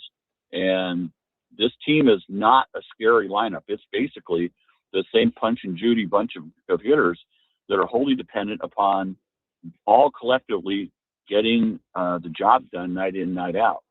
And last, you know, I'll leave you with this. I'm sorry. I'm tired of waiting for Manny Machado. He's been around for 15 seasons. We paid him, and this is why fans get upset and boo, you know, the superstars. We paid them ungodly sums of money to put teams on their back for the whole season, not just bits and pieces of it. And that's what people are frustrated about, is that there's too much of this, well, you know, tonight just wasn't right. And, well, you know what? We're paying you ungodly sums of money to be good and be productive, put the team on your back. As we know, as Manny goes, so do the Padres. And at 157, as you pointed out, it needs to be upped a little bit. I think you'd agree with that. I do, but at the same time, and I've said, I don't know how many times I got to say this. When you paid Manny the contract, you paid him to have a full season. You didn't pay him to just like be electric out of the gate. It would be nice for these guys to be always great. It would. It would be great. It would be awesome. I would love it. I would love for these guys to be perfect almost the entire season. It's not possible. And how many times, Frank, have I said that Manny Machado, just look at the back of his baseball card. How many times has Manny started the season off incredibly slow? Every year except last year, really. Every year but last year. And what does he consistently do? He's consistently a high 270, 280 hitter every single year. Exactly. Hit 275 last year, hit 275 the year before, hit 258, 298, 278, 304, 256. In his Padres career, he's hitting 275 with a 340 on base and 825 OPS. That's what you spent the money on. And a 126 OPS plus. And guess what? That's that whatever he's getting is the going rate for a player like him. If you want to say that baseball players in general get paid too much, that's a different conversation for a different day about how much money they make. But the reality is it costs money to bring in a guy like him. And he's doing exactly what you expect him to do. Right now, he's not, because it's early in the season. But you got to give him more than 4 games. And here's my take on this, because the one that keeps happening all the time, what these calls are like, we can only react to what we see. Which is fine. But I don't think you should do knee-jerk and crazy reactions of moves until you get a little bit more of a sample size. Like last night, I agree. Last night, I was sitting there going like, how are the Padres getting shut out right now by this Giants team? How? How is this possible? How are they doing this? And then as the game goes around and you let it sit a little bit and you start looking at the details, it's never as bad as you think. That's my take on this entire thing. Is it's never as bad as you think. It's never as good as you think. And the reality is you have to break it down almost series by series to really get an understanding. Because if they win the next 2 series or the next 2 games and they take 2 out of 3, guess what? They're back to 500. They're probably going to be right there with everybody else in the National League West. And the sky is not falling. I get it. I get it. Fans like to go up and down. I'm here to just try to make it a little even keel for you. What you don't want is you don't want Frank and I just going up and down like that. We're all going to be in for an emotional roller coaster. Trust me. Sicilians can get very emotional. Everyone loved our sarcasm hour so much last season. Don't make Go Aztecs on the Twitch chat freak out. Yeah, don't make him do it. Don't turn our entire show into the sarcasm hour. I don't want to do that again, please. I have PTSD from that. Okay, let's talk about it for the next couple of minutes here about the yo, dude, we're Sicilian nerd, man. Relax. Let's talk about the Padres offensive situation from last night. And here's where we're at with what they did. I agree with the conversation about, you can't. I don't think the takeaway from last night is, well, we're hitting the ball hard and we're getting unlucky, right? Because you can use that against the Tigers because they were hitting the ball hard and they were getting unlucky. But here's what you need to know about the big picture. And this was put out in Kevin Acey's article, daily newsletter today. And if you don't read it or subscribe to it, you should. Padres lost to the Giants 3-2 last night. Through 4 games, they have 9 total runs, a 181 team average, and a bottom 5 chase rate in Major League Baseball. The question isn't really panic. Questions like, what are we watching here? I mean, the numbers are ugly. A 181 average, 192 with runners in scoring position, which is 23rd in Major League Baseball, and they're chasing 42% of pitches. They chased 42% of pitches last night. Only 5 hard hit balls after a strong first 3 games. So if you look at some of the early trends here, it's a lot of mixed signals for the Padres. Early games against Detroit, tons of hard contact, 31 balls hit 95 plus miles an hour. And last night, a lot of weak contact, a lot of chasing, a lot of poor discipline. The unlucky offense has now trickled into an undisciplined offense. And I think some of that, Frank, honestly comes from the fact that their results were not there and they're trying to make the results happen. I think you saw the approach and they didn't get the results. And I was okay with the approach against the Tigers and not getting the results because they're hitting the ball hard and they're getting lucky. Last night looked like they were out there hunting a little bit too early in the counts. Yeah, for sure. And that's what we talked about that after opening day is when you get behind 4 runs early and then 6 and then 8, it makes you press. It makes you try to hit a 5-run home run with nobody on base. That's just continuing. And these guys, as I said, with Luis Camposano, there is nobody who's putting more pressure on him to get a hit than he is. 100%. Same thing with all these guys. They know that they need to hit. There is no one putting more pressure on them, especially getting down 3 runs, which shouldn't be insurmountable. Let's be honest. They know what they have to do. The other thing too is they're not executing. Correct. I mean, there's times like that too, and people hate when I make comparisons to like my experience coaching, but there's a lot of times your game plan is good and you're not executing the game plan. Mm-hmm. It's just we're just not executing. There's nothing more that you can say about it aside from not executing. And here's the take that I have from the offense and the kind of up and down for the last 4 days. I can't believe it. 4 days. It's been 4 games, but the process of this says stay patient. But the results say that something's off. And what that leads to is last night of pressing, chasing, inconsistency, instead of just trusting the process that they put in place. And look, they want to jump out to it. They want to be able to swing the bat. They want to get out to good starts. It's not like they don't want to have success. And sometimes you can get away from what you have been told to do when you're doing it and you're not getting the results, even though it's there, because you have to account for the failure of baseball as well. And how can you tell when the process is right, that the game plan is right, but the execution is bad? Is on the few glimpses you get when they are executing the game plan, everything works properly. And then when they drift away from it, everything falls apart. So we know the game plan is good because they have shown those flashes on offense when they're being patient, when they're getting pitches to hit. They're hitting them and they're having solid innings. It's when they get away from it that they go down 1, 2, 3. They're swinging at everything. They're getting struck. The side's getting struck out. That's how you know it's them pressing instead of they're coming up with the wrong approach. Let's talk about the approach when we come back. I mean, it might be the real red flag here of the approach. I mean, we'll see if they make. They're going to make adjustments, but there's something about the chase rate that I don't like. And we're going to talk about it, where they rank, what it is when we come back on the Braden Surprenant Show. Standing Summer Sports Station 97.3 The Fan. San Diego baseball just flipped the script. They're not chasing the Big West anymore. They're leading it. The Tritons just swept UC Davis on the road. Now sit at 8-1 in conference and alone in first place. And it's not just wins, it's how they're doing it. power hitting, dominant pitching, and even grinding out close games like that 3-2 win on Saturday. That's what contenders do. But here's the real question. Can they handle being the top team now? Because it's one thing to surprise people.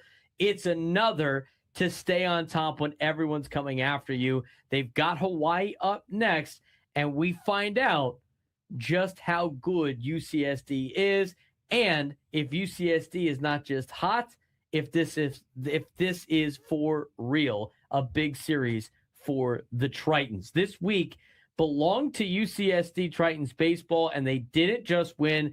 They took over the Big West as they swept the UC Davis Aggies on the road and improved themselves to 8-1 in conference play, and now moving into sole possession of first place. Yeah, absolutely. Friday set the tone, a 9-4 win behind a dominant outing from Steele Murdoch. 12 strikeouts, just 5 innings, nearly a program record, plus 3 home runs from a red-hot lineup. Then on Saturday, it showed a different side, a gritty 3-2 win where pitching and late execution really carried them in a game they probably don't win earlier on in this season. And Sunday just closed it right out. Didn't need to worry.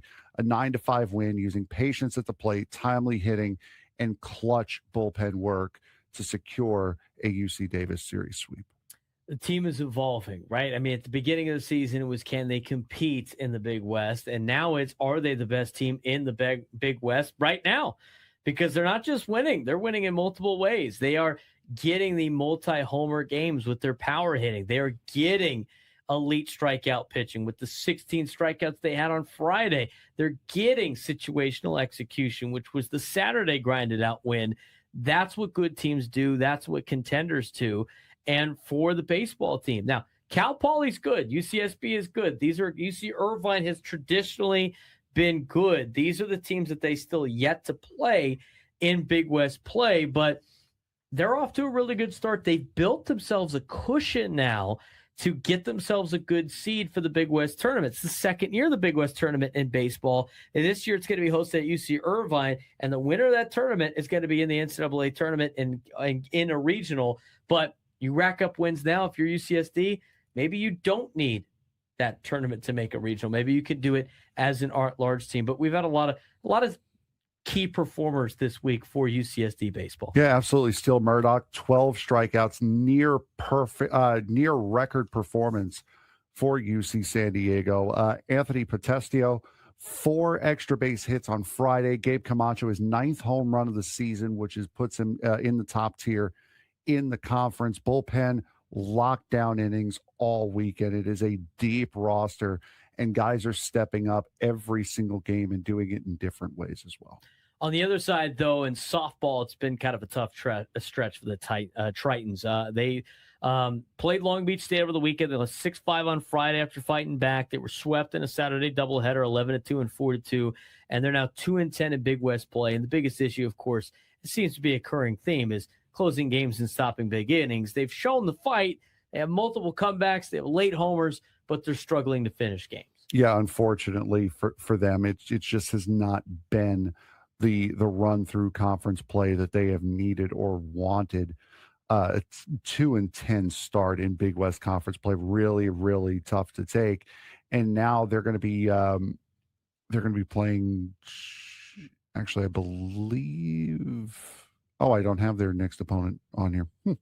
It's an oversight on my part. Baseball is playing Hawaii, though. Baseball is playing Hawaii coming up next. I will say this, though. There was some news this week about UCSD in their athletic department.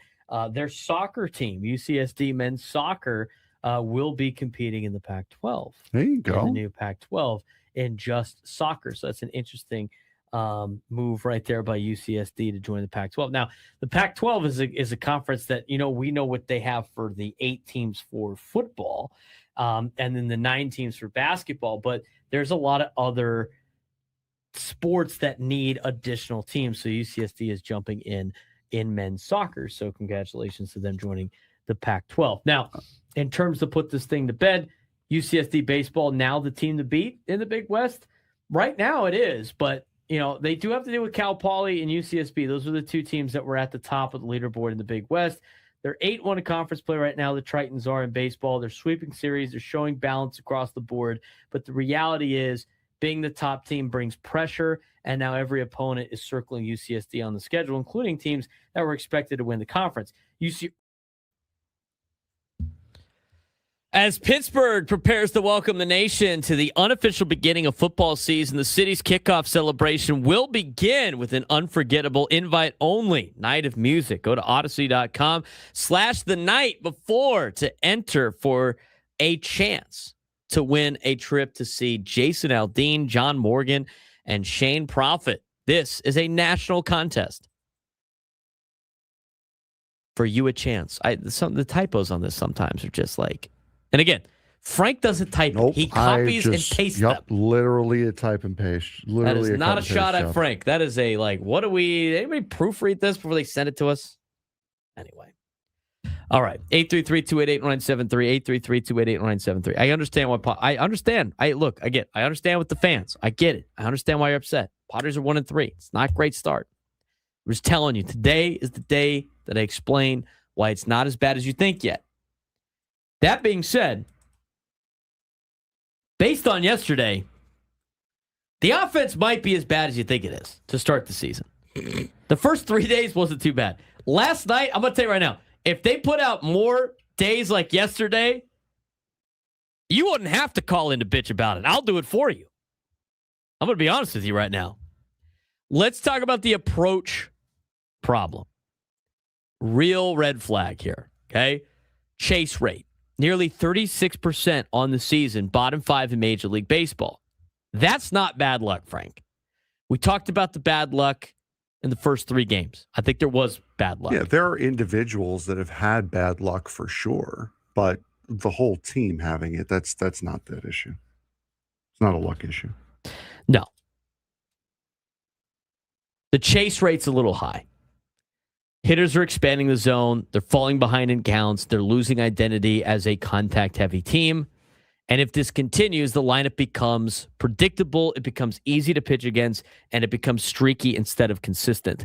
And I really think the first couple of days was fine. And I think some of the guys up there early in the season, again, they're feeling the pressure. They want to get off to a good start. Everybody wants to start the season off well. They want to get comfortable swinging the bat.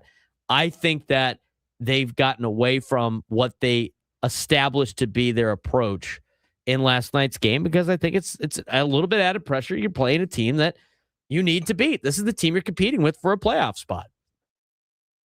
So if they continue to walk that line, they're going to be in a little bit of trouble. Let's talk about Walker Buehler. I haven't had a ton of time to talk about him today. Again, I mentioned in my open, he gave you 1 inning less than what you expect from a number 5 starter on a playoff team. 5 innings, 3 earned runs or less. That's what you're looking for. Buehler gave you 4 innings, 3 earned runs, 1 inning less. And here's the reality of Walker Buehler's outing yesterday. Dominant early, lost command late. The first 2 innings, he was ahead in counts. He was dominant in the first 2 innings. Looked pretty good. The next 2 innings, he fell behind in counts, and that's where damage started to show up. We talked about his pitching evolution. He's throwing fewer fastballs. He's relying on the cutter. He's relying on the changeup. His velocity is down to 93.4 miles an hour, no longer overpowering hitters. And we've mentioned this time and time again. This is not the old Walker Buehler.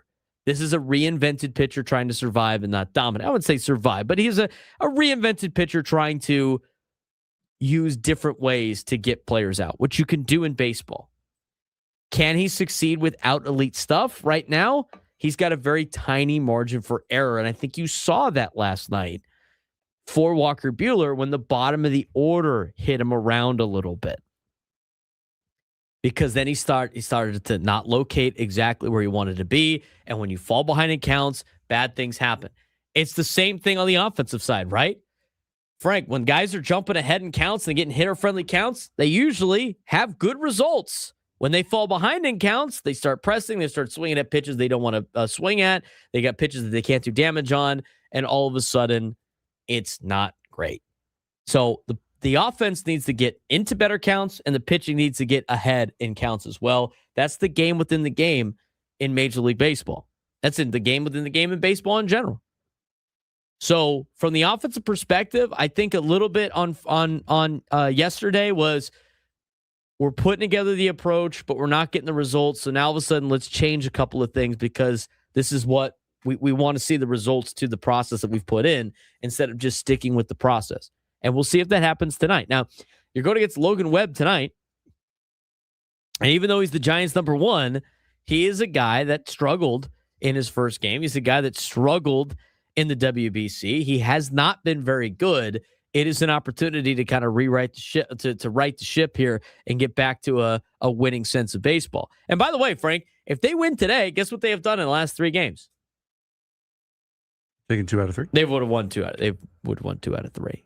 That's how ridiculous this conversation today has been. It's been 4 games. They win today. Oh, 2 of the last 3. It's a 667 winning percentage, Frank. How about that? How quickly it changes. 833-288-0973, 833-288-0973. Let's get to Lou and Lucadia. Lou, what's going on, man? I haven't talked to you in a while. Hope all's well. It's been a while. I've been listening right along, but I'm just happy baseball season's here, and it takes a while to gel, and we're going to be fine. I just was observing that Frank seems to be a lot more vocal than in times past. So I have a couple of questions. Number one, was he ordered to spread his wings? And number two, when he wigs out on the Mets, do you have your finger on the button? Oh yes, absolutely, Lou. You know, we got to let him grow a little bit here on the show. Okay, we got to let Frank grow a little bit. I can build his confidence up a little bit as well for some of his takes. It's always great. Now, I don't know, Lou, and I appreciate the phone call. I don't know how much Frank's going to talk about the Mets without me losing my mind. So that's going to be a quick hitter every single time. But right now, the Mets are not doing too bad. So everything's all quiet on the Western Front over there. Be the Eastern Front, but I get the point. I get the reference. You're west of me, so all quiet on the Western Front as I'm on the east side of the building. How about that? Did you know that about the geography in this area? No, I did not. I'm actually going to go check that now. Yeah. Are you? Do you know where the Chiefs play? Son of a gun, I am on the western side. You are. The sun sets that way. It's not rocket science. It's where you're located. Son of a gun. Let's get out to Todd in Cardiff. Todd, what's going on, man? Hey, gentlemen. I just want to, not look at things from the first 4 games, but just at the start of the season from a broad portfolio perspective. I have, low confidence that this team will do well throughout the season. So I don't think we should sugarcoat things and expect, great results, primarily because we have an unbalanced team. We have a great offense. I have no doubt they'll get going, but we have a very sorry pitching staff, and that's unbalanced. And I don't think our team at the end of the day will be able to score enough runs for as bad as our pitching staff is if we look ourselves in the face. And if I attribute this to kind of where we are with the sell of the team, I look at kind of players as cost of sales on a P&L. And we basically done cost savings, and that's where the pitching staff came in. And so because of the unbalanced team, our expectations should be low. And, so it's just kind of the way we need to look at it until we get a new owner. That's what I have. Thank you. What do you, hold on. What do you, Todd, what do you think about the bullpen? I like the bullpen, mainly Mason Miller. I like the bullpen, but our starting staff is really where we're unbalanced. All right. Well, I appreciate the phone call, Todd. Wanted to make sure that was clear because he said pitching staff, and I'm like, that's the entire pitching staff. The bullpen is like the best in baseball. I think they've given up 2 earned runs, whatever it is. I mean, that's what Craig Stammen said. Yeah. Craig Stammen said that yesterday in the post-game press conference. I mean, the bullpen kept you in the game last night. They did. And that's what you need. David Morgan, 0 runs in 4 innings pitched so far this year. Wandy Peralta got a good bounce-back outing. Ron Marinaccio, 2 perfect innings out of the bullpen. Bullpen was money. And honestly, as I look at the starting rotation, you've had 2 good outings, in my opinion. Number 5 starter outing in Walker Buehler, and a bad outing, which was unfortunately Nick Pivetta. We'll see how he does on Wednesday. When we come back, we'll talk a little bit more about last night's game. We'll start to dive into some of the other portions of this game again from different couple of angles, and talk a little bit about the next test, which is German Marquez tonight, and how the Padres bounce back in Game 2 of the series. Braden Surprenant Show, Settings Number Sports Station 97.3 The Fan.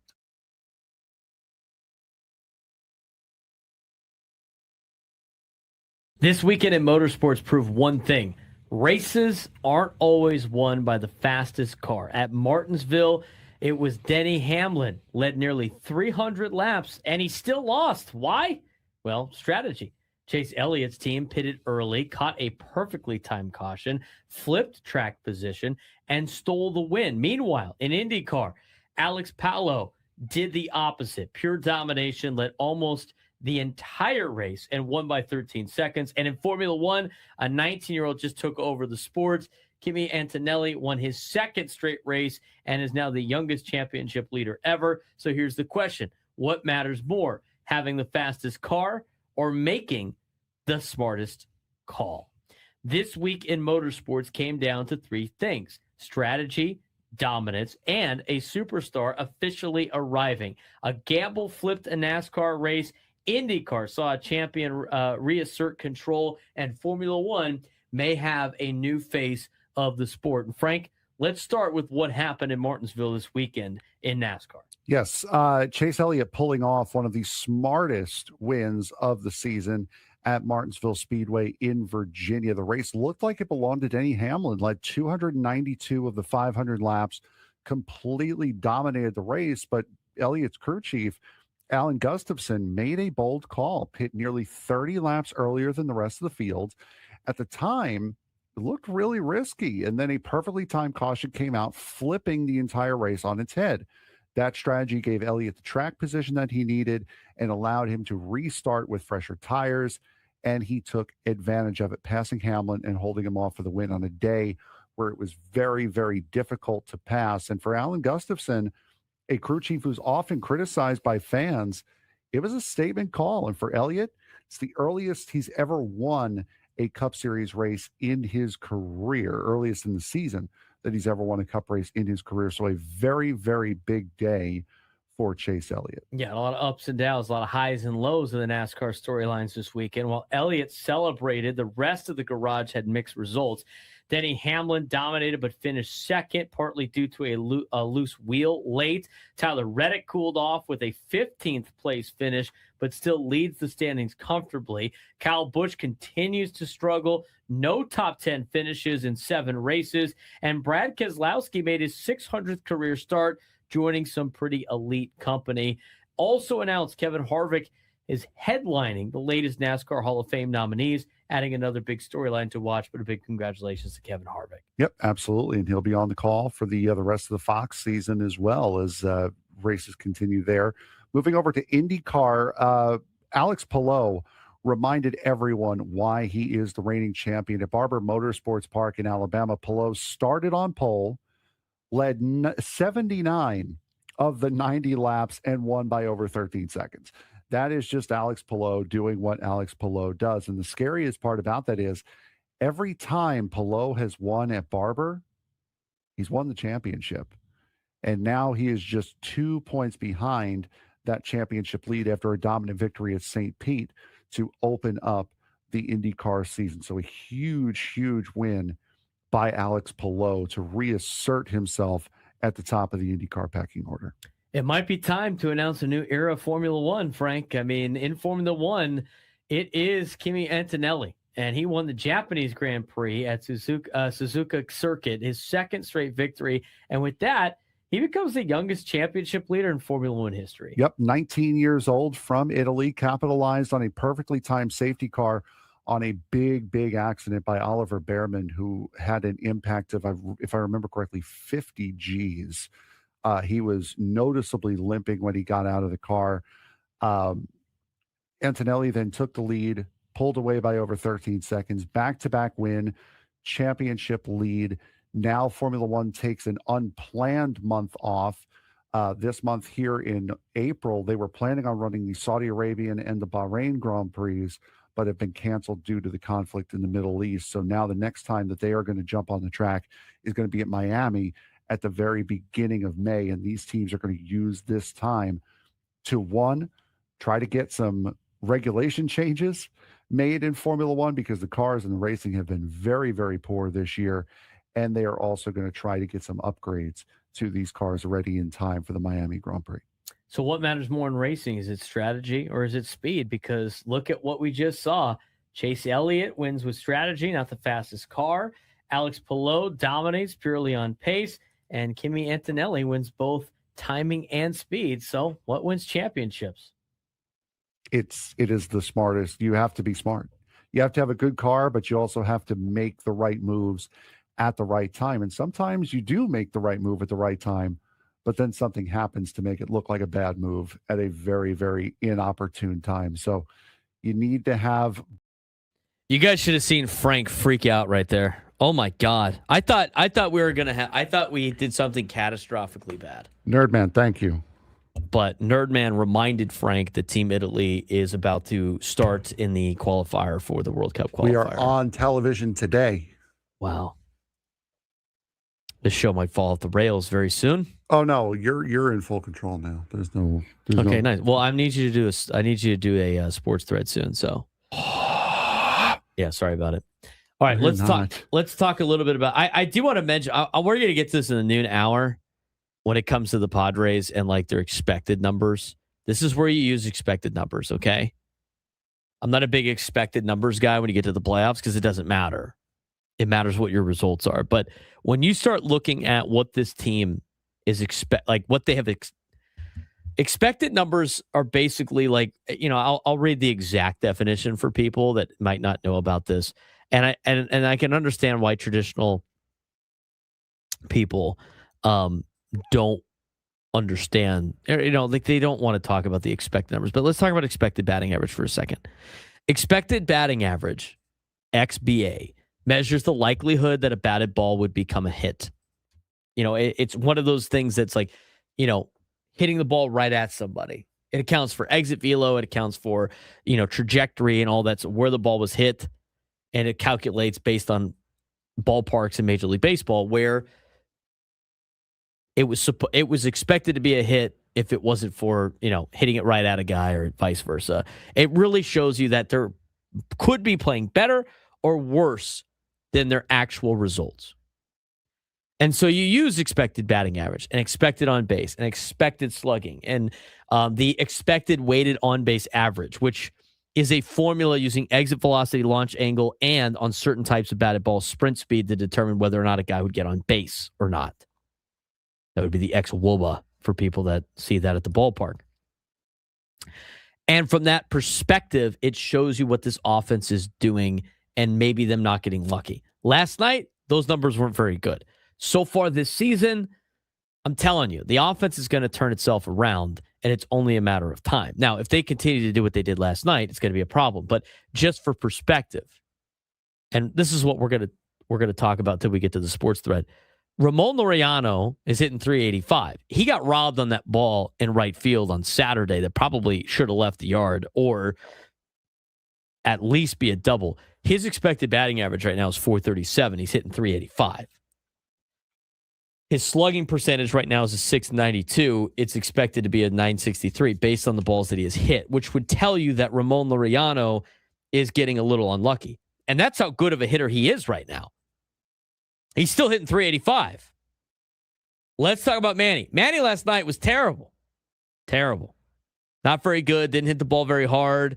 He's hitting 200 on the season, right? Everybody, what we've had a lot of people complain about Manny, right, Frank? A lot of people complain about Manny so far. He's hitting 200. You know what his expected batting average is? 150. 355. Oh. 355. So he's gotten a little unlucky. So again, the results matter. We care about the results. But since it's this early in the season, it is telling you that his at-bats are actually probably better than expected.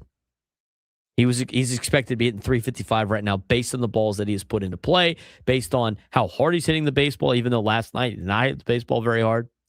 His on-base percentage, 355 as well. On the his expected slugging, 390. Not much of a difference between that and his regular numbers. and his weighted on base average 220. You want that number obviously to be very high. His expected weighted on base average is 325. So from an analytical standpoint, yes, Manny should be hitting a little bit better than he currently is. He's getting a little unlucky. Let's talk about Xander Bogaerts. Bogaerts hitting 286 start the year. His expected batting average is 330. He should be hitting a lot better than he currently is. He's getting unlucky. And it's funny, like last night, and somebody was complaining about his OPS, right? I mean, his expected slugging right now is supposed to be like 477 compared to the 357 of his slug. He's another guy that's not getting lucky. Fernando's one of the only players that actually has a lower expected batting average than his current batting average in these particular games. So that's a little bit different. Nick Castellanos, higher expected batting average. Jake Cronenworth, higher expected batting average. Miguel Andujar, higher expected batting average. If you go down the entire board, everybody has a higher expected batting average with the exception of two people, Jackson Merrill and Fernando Tatis Jr. What does that tell you overall without getting it too far into the weeds? What it tells you is the Padres are getting a little unlucky.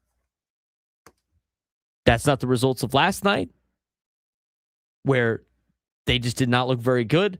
But overall, it's showing that the Padres, with their approach in their first couple of games, has been good, and they can't start to press now early. So I think they still need to stick with whatever approach they have. It probably wouldn't be great chasing so many pitches out of the zone. And here's the thing, too. Some of those numbers are skewed because it's not enough of a sample size. I mean, the game on opening day, their approach was, first fastball we see, we're going to attack Tarek Skubal early. And then yesterday, with the approach of, they probably were pressing a little bit on the sense of having not gotten results with the approach that they had. So I'm not going to overanalyze it anymore. It's only been 4 games. We'll talk more about the Padres in the next segment. But before we get to our second half of Padres talk and kind of previewing today's game against the Giants, let's get to the other news in Major League Baseball. The other news around professional sports, college sports, whatever it may be, that don't involve the Padres. Let's get to today's sports thread. You know that group chat? The one that's always blowing up with the biggest sports takes, debates, and breaking news? You got barbecue back there, and you didn't invite me? Yeah, we've got that too. Welcome to the Sports Thread, where we break down the top 5 stories in sports, just like you would with your crew. Oh, no! Disaster! What a bad idea! No filters, no silence, just real talk. All right, Frank, what we got today? We has an explanation from one Mr. Tiger Woods about what happened last week. Number 1. Okie dokie. Tiger Woods told authorities that he was distracted by his phone and changing the radio station when he crashed his SUV in Jupiter Island, leading to his arrest on suspicion of DUI. According to the arrest reports, Wood showed signs of impairment, including sluggish movement and difficulty during field sobriety tests, though a breathalyzer did not detect any alcohol. He admitted to taking prescription medication earlier that morning and was found with hydrocodone pills. Woods has had a history of serious injuries and surgeries, declined further testing and medical treatment after the crash. He was released on $1,000 bond and is scheduled for arraignment on April 23rd. Do you think incidents like this impact Tiger Woods' legacy more than his accomplishments, or are they viewed separately by fans? Fans always have a quick way of forgetting a lot of these things, but I mean, it's starting to stack up for Tiger. I mean, have you ever seen a larger fall from grace than Tiger Woods? I mean, for everything that he has accomplished to now, like this last, almost 10 years now of what he has been. Mm-hmm. I mean, the more that Tiger Woods does, the more people are going to remember this recently more than how he was as a golfer. I mean, obviously not that great of a guy, it seems like, but a really talented golfer. But unfortunately for him, the more he continues to play golf, it's not getting better for him because he's not playing very well either when he actually does play.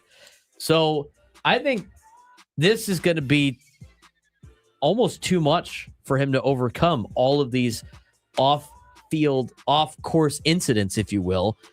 And because they're starting to rack up, I think it's defining his legacy now, and people, remember more recent history than in the past. So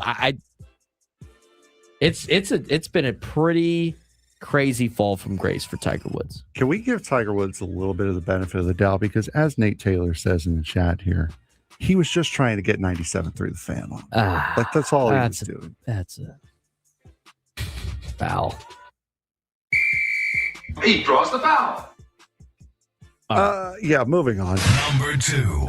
The National Football League owners approved a contingency plan to centralize officiating if negotiations with the NFL Referee Association leads to a work stoppage, allowing league staff in New York to assist replacement referees by correcting clear missed or incorrect penalties like roughing the passer, pass interference, and disqualifications. The changes would only apply if replacement officials are used and expand in late game situations, while also introducing broader replay style assistance for certain fouls. In addition, owners passed several rules updates, including allowing onside kicks at any time, adjusting kickoff rules to remove incentive for kicking out of bounds, and requiring teams to improve mental health support by adding full-time clinicians. Do you think increased centralized oversight will improve officiating accuracy, or could it create more controversy by taking decisions out of the hands of the on-field officials? Okay. Oversight. Do you think increased centralized oversight will improve officiating accuracy, or could it create more controversy? I don't know. This is like coming from this perspective of like having a ref like in the booth. Is that what you're talking about? Mm-hmm.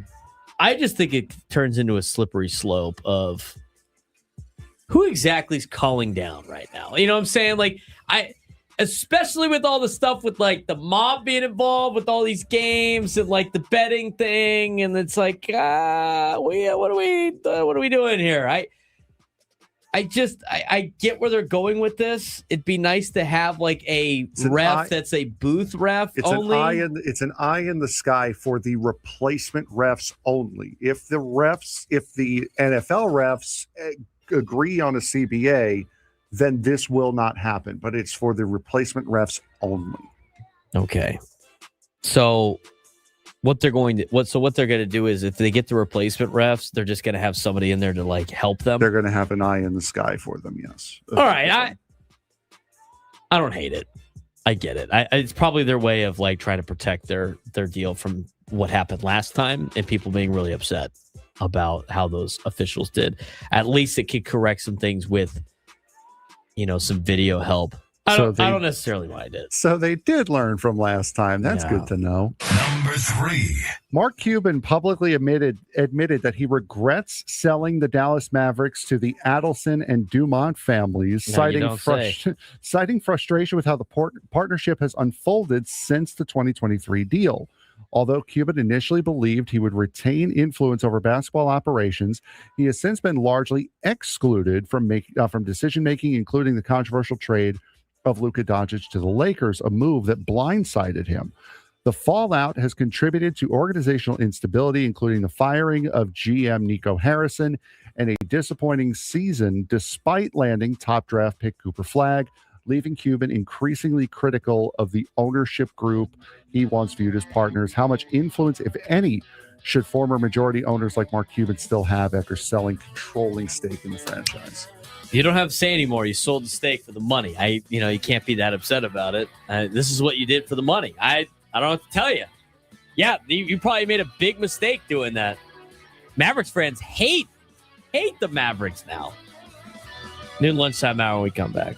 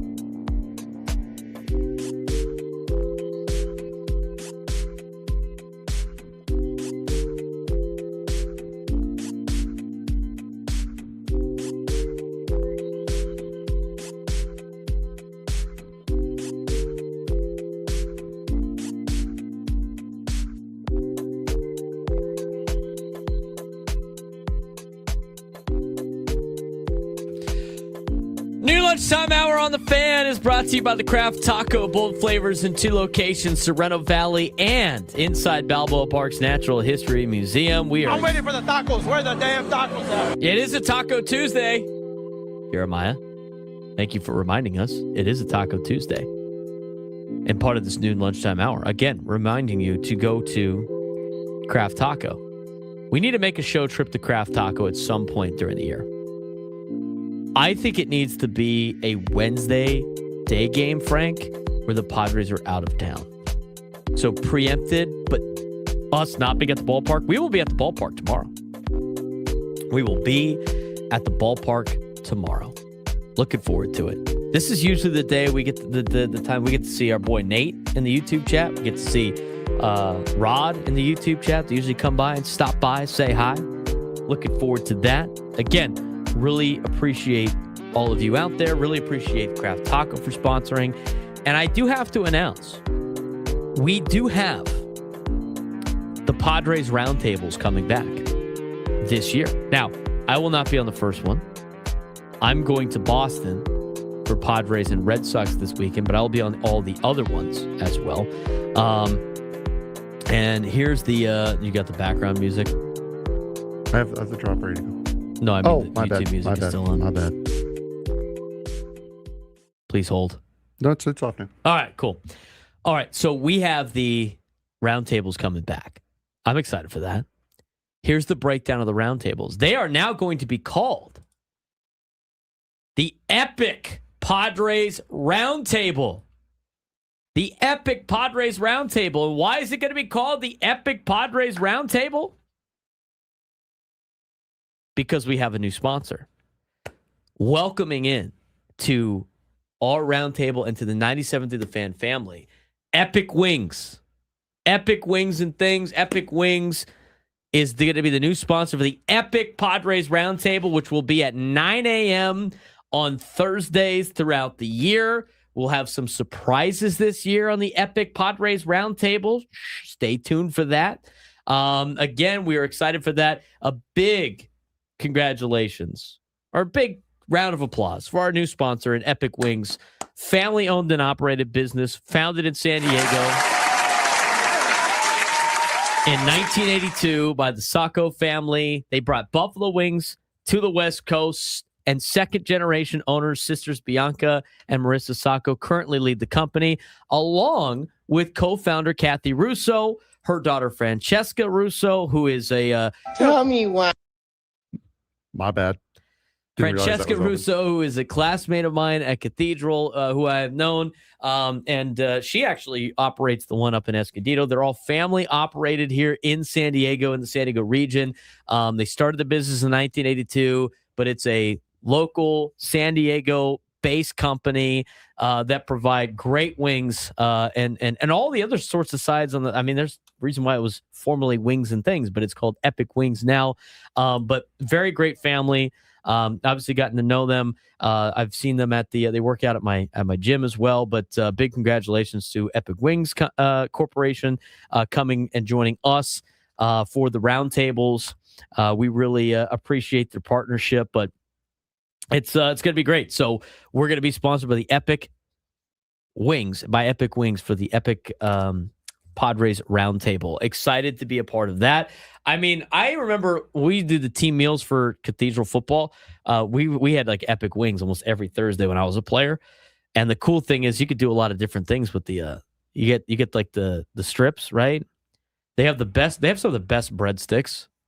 You could take the strip, you cut the breadstick in half a little bit, you put the strip in the breadstick, you got yourself a little like hot dog, wing dog. Little wing dog. Fries are good. Do we know what they really have that's great? They do it at select locations, I think. But they have like the buffalo chicken fries that they do. And sometimes they do deals on that. It's pretty good. It's pretty money. So I'm excited to have them be a part of our station here at 97 through the Fan. I'm excited for them to be a part of the Epic Padres Roundtable. But it's great. Yeah, wings. We got a lot of Wings and Things fans right here in the YouTube chat. So have you ever had Wings and Things? Or sorry, Epic Wings? That's their new name, Epic Wings? I have. It's been a while, but I have, yeah. Very, very good. So good. So we'll be boneless wings guy. We'll be consuming the epic wings on Thursday. So I'm bummed I'm missing the first one, but I'll be back for all the other ones throughout the entire year. Excited to have that. So shout out to the Saccos and the Russos, who are the owners of Epic Wings, for joining us on the Epic Padres Roundtables every Thursday. Again, new time this year, 9 a.m. 9 a.m. for the Epic Padres Roundtable. I'm excited for those. I know the other shows like to make like they like to give Adam a hard. I like doing those. I think they're fun. I don't know. You and me are sickos though. We create content and talk sports on Mondays for like 2 extra hours. Yes. Strictly for YouTube. Sickos about talking about sports. We love it. We love talking about sports. All right. The wings and things drop broke my computer. Oh my God. Are you serious? Look what you did, dude. Would you download a virus to try to get the Tommy Boy drop? We have broke audition. Did you already put it in the system though, right? No. Oh, so we can't play it again for people to understand why. Was this worth breaking our computer for? I don't know. You know, Bill was already trying to help you out with the ballpark and trying to jailbreak the MLB Press internet because of your laptop, and now you're going to make him fix your computer? What can I say, man? Tommy want wingies. Like, what The commitment to bits from Frank. Nobody can surpass him on his commitment to bits. And bit stealing. He is a gatekeeper of bits, too. I will say that. Frank is definitely a gatekeeper of bits. Anyway. Too bad we can't say, hey, Wingland. Hey, Birdland.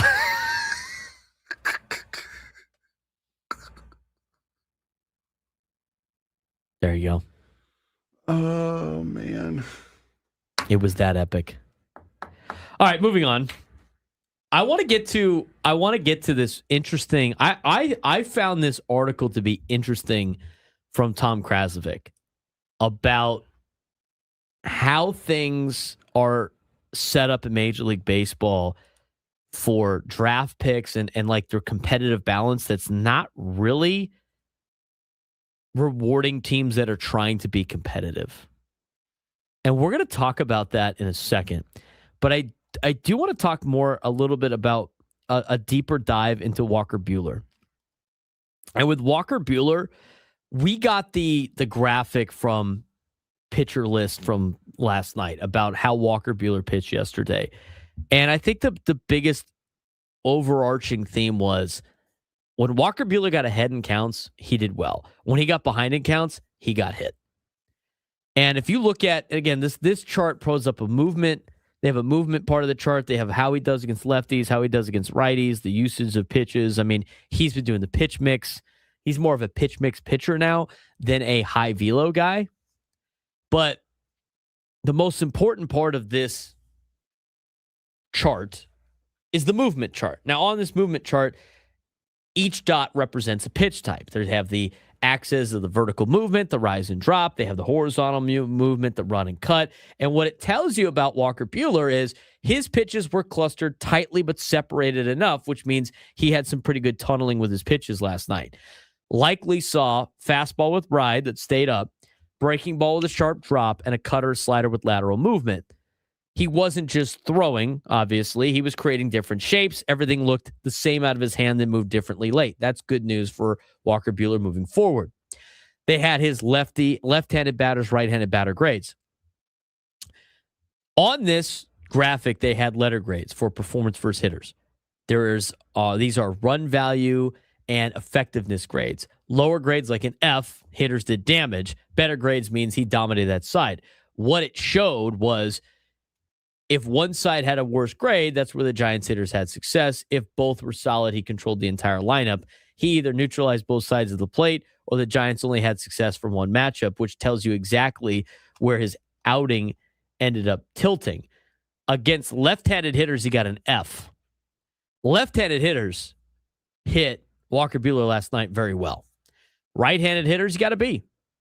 So the right-handed hitters couldn't hit Walker as well. So something to look out for in his next start because they're going to give him another start later on the year.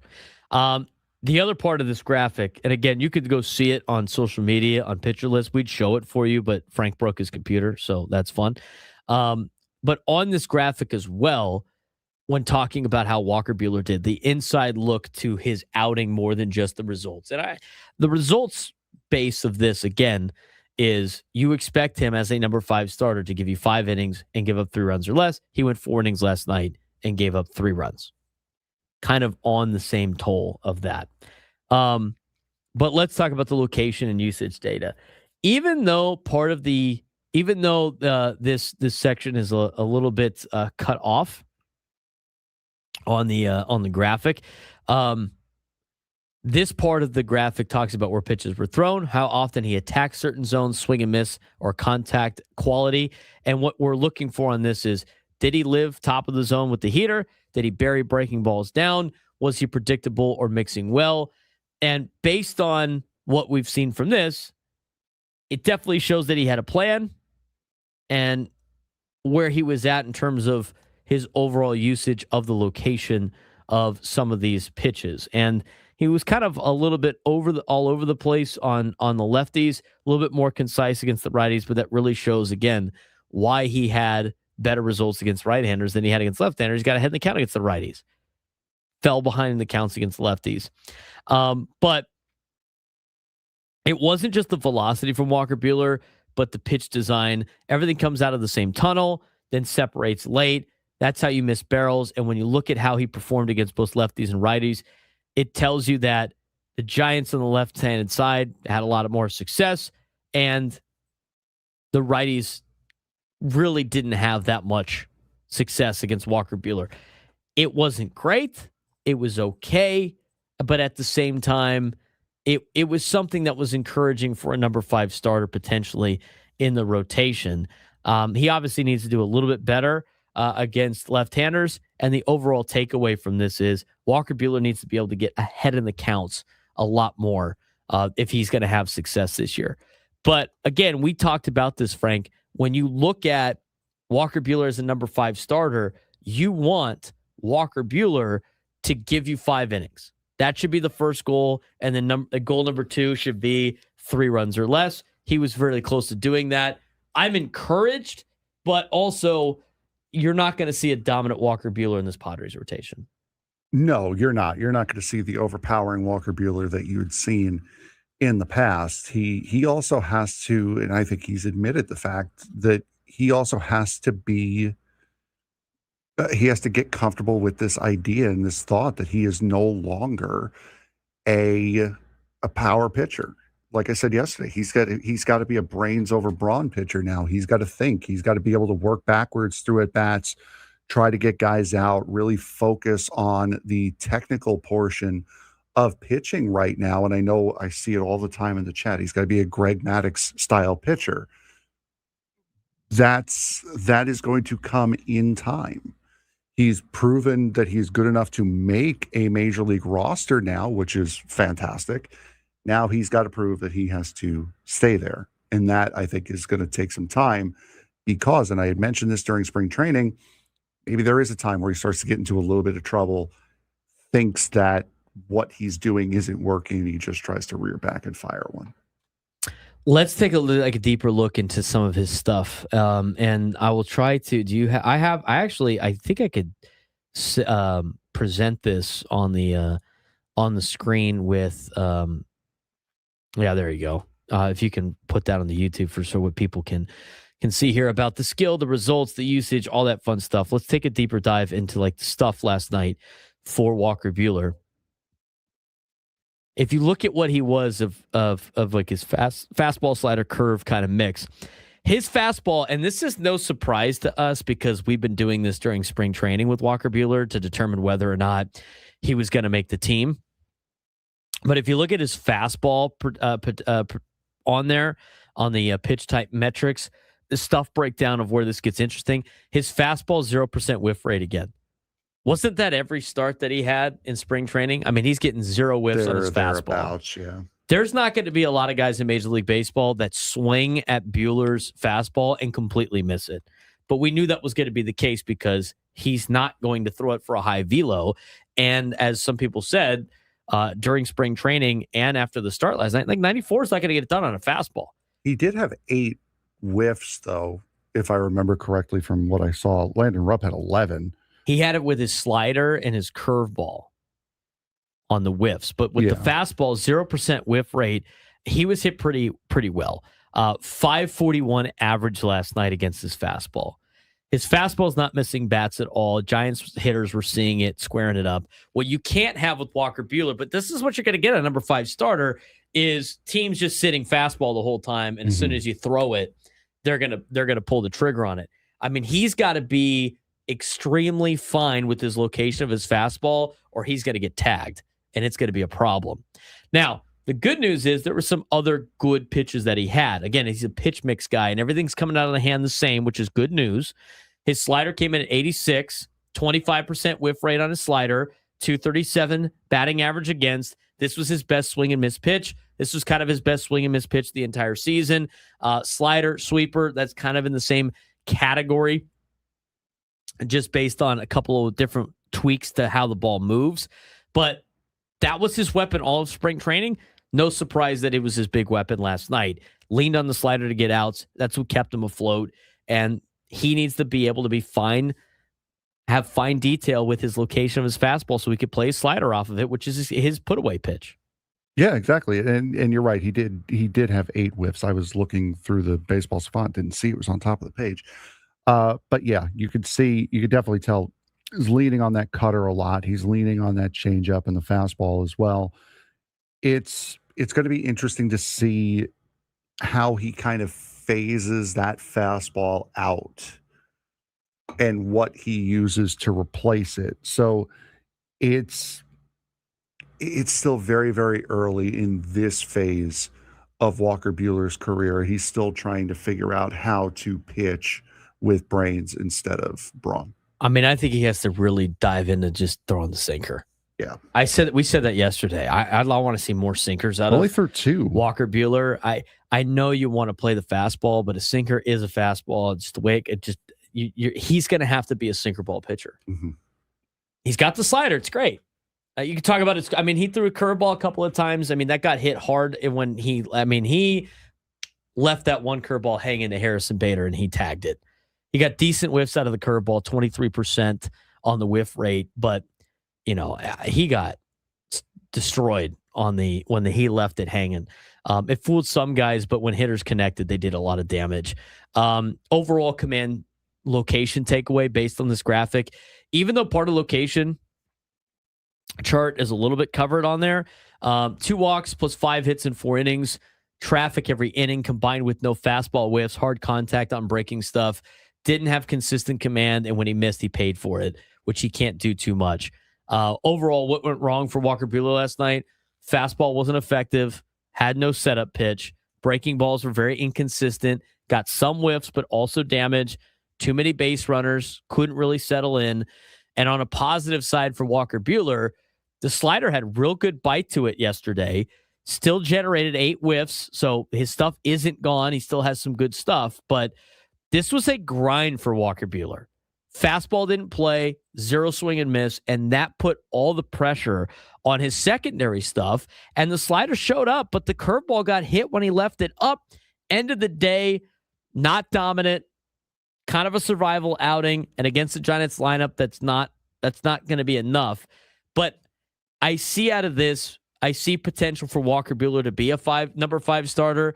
He got hit around like a number 5 starter. I think he's kind of in the middle right now of mediocrity after last night's start to be, he has the potential to get out of this. He also is teetering on disaster, which I know doesn't really make any Padre fan feel good, but from a positive side, there's stuff to play with there still. From a negative side, he's got to find a different setup pitch than a 4-seam fastball, and I think he really needs to rely on the sinker a little bit more. When we come back, because we're over break, let's talk about what Tom Krasovic wrote about. I thought Tom Krasovic wrote a great column the other day that's very interesting about how Major League Baseball structures its reward for teams that are competing and why the Padres are getting the short end of the stick for trying to be competitive. We'll talk about it when we come back on the Braden Surprenant Show. Settings number Sports Station 97 through the Fan. Gambling problem? Call.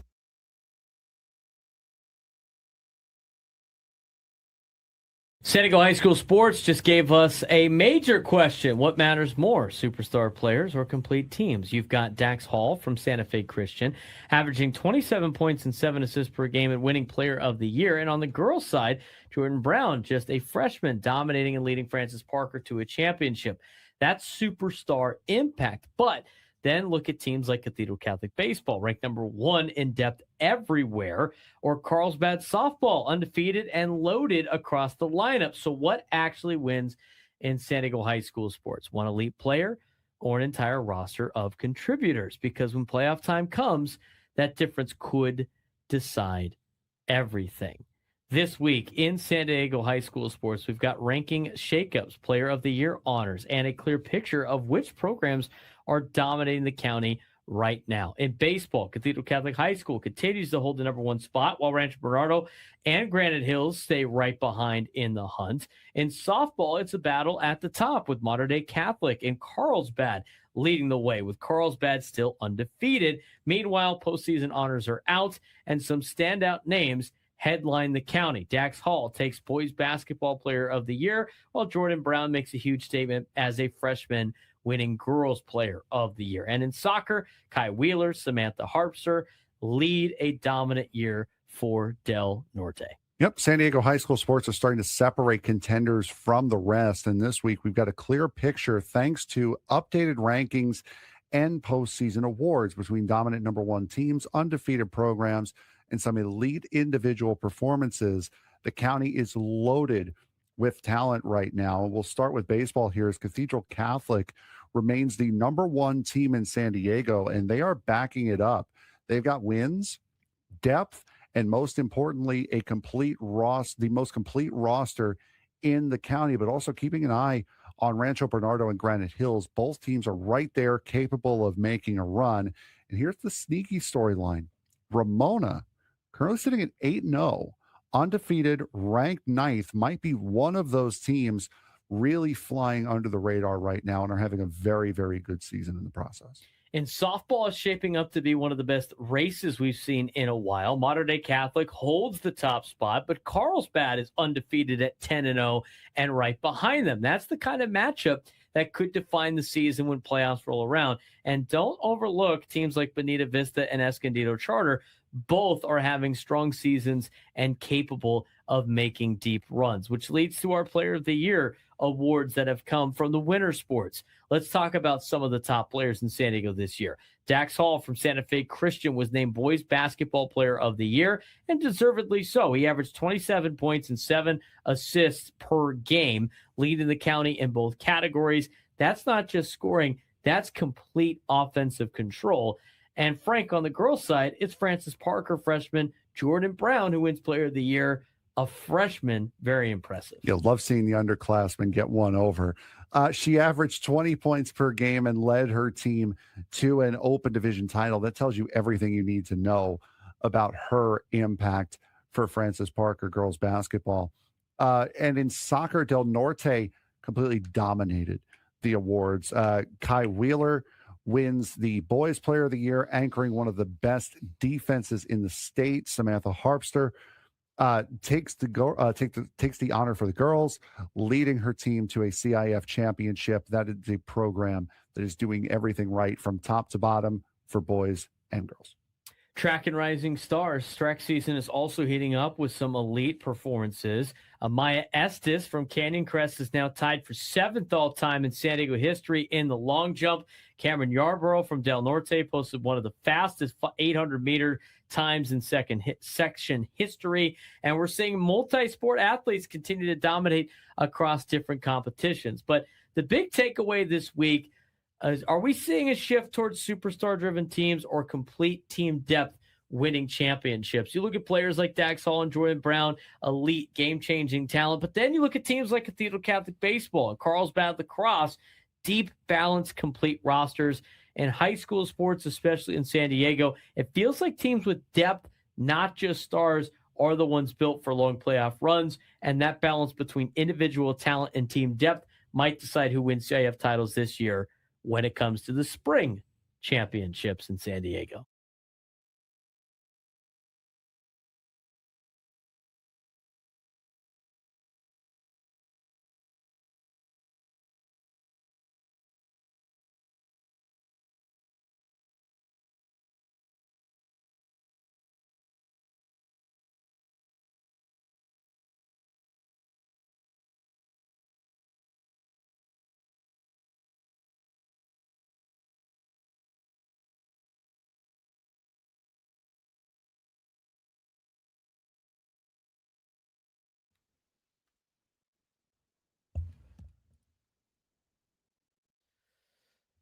Broadcasting live from the Bill House Studios, we know how. He's Frank Marchese. I'm Braden Surprenant. This is the Braden Surprenant Show, live and local each every day from 10 to 2 on San Diego's #1 sports station, 97.3 The Fan. What were you complaining about? Oh, he's trying to track down. Oh, okay, I got you. Trying to track down a guest for later this week. It will not elude Frank for long. No, they will not. Not during baseball season. We only have a couple of minutes here. So I might want to table this a little bit, but I thought, I think this is a very interesting topic of discussion when it comes to what Tom Kraslovic wrote in a column after the first weekend of Padres baseball. And it's kind of centralized on Kevin McGonigal, who is the player the Padres can't get. Well, what do you mean by that? Well, the big picture of his overall and story here or column was the Padres are being penalized for winning and for growing the game, which is an interesting take. But the further Tom dives into this, the more it makes sense. The Padres are being penalized for winning and for growing the game. Meanwhile, a rising star like Kevin McGonigal shows exactly what they're missing out on. A system problem that might be in effect for the Padres, which hurts. Let's talk about Kevin McGonigal for a second. He is the player the Padres can't get. What do you mean by that? What does Tom mean by that? Well, he's 21 years old. He has had immediate MLB success. He has advanced bat, instincts, composure, and scouts and coaches say he's a pure hitter, slow heartbeat, mature beyond his age. He's a future star profile. But the real takeaway in this is Kevin McGonigal isn't just a good story. He's the type of player the Padres structurally are blocked from drafting. Why is that? Well, it's the conversation about the competitive balance pick issue. Major League Baseball gives extra draft picks to small market teams and low revenue teams. Here's the problem for the Padres. They are still a small market team, but they are no longer a low revenue team, which means they don't get any extra picks. In fact, the Padres haven't gotten any extra draft picks for 4 straight years. Why does that matter? Well, these extra draft picks fall between rounds 1 and 2 or rounds 2 and 3, which is where the prime talent range is to bolster your organization. For everybody that says we have to draft and develop players, the Padres don't get nearly as many draft picks as all the other teams that don't want to spend money, that can consistently draft prime talent. They get extra picks for not spending money. And that's where players like Kevin McGonigal come from. The Padres are stuck in the worst possible middle ground. They're not rich enough to outspend Los Angeles, yet they're not poor enough to get draft help. That is a competitive disadvantage in Major League Baseball. The Padres' success is working against them. This is what they've done. They have top-tier attendance, 5th, 2nd, 4th, 2nd Major League Baseball. The Padres have built a national brand. They have increased revenue massively. And guess what their reward is? getting less opportunities to draft good talent, losing access to talent building tools. This is backwards logic. MLB is essentially saying, with this structure that they have, if you succeed as a small market, we'll treat you like a big market, but without giving you the advantages of a big market. Peter Seidler's legacy, aggressively spending, turned the Padres into a destination. The Peter Seidler legacy changed the perception of a franchise. Without Peter Seidler, I don't know if the Padres are in a position to make the playoffs 3 out of the last 4 years. I really don't. I mean, this perception of the franchise, the city, has been completely changed in a great way for Peter Seidler, because of Peter Seidler. The possible fallout, though, is other owners didn't love it. Depth spending model raised eyebrows. And could the system that MLB has in place quietly punish that approach? There is a labor war coming in Major League Baseball. Scott Boras has said should be performance driven for everybody. I do believe that portion of what things that Scott Boras has said. And what's coming up next is the CBA expires soon. Salary cap discussions are coming. Revenue sharing tensions are rising. And this issue is bigger than the Padres. This is about fairness, competitive balance, ownership power versus team building. And what you get out of Tom Krasovic's column, and we're going to break this thing down a little bit further and have some extra opinions on this situation when we come back. But the reality is the Padres are growing the game.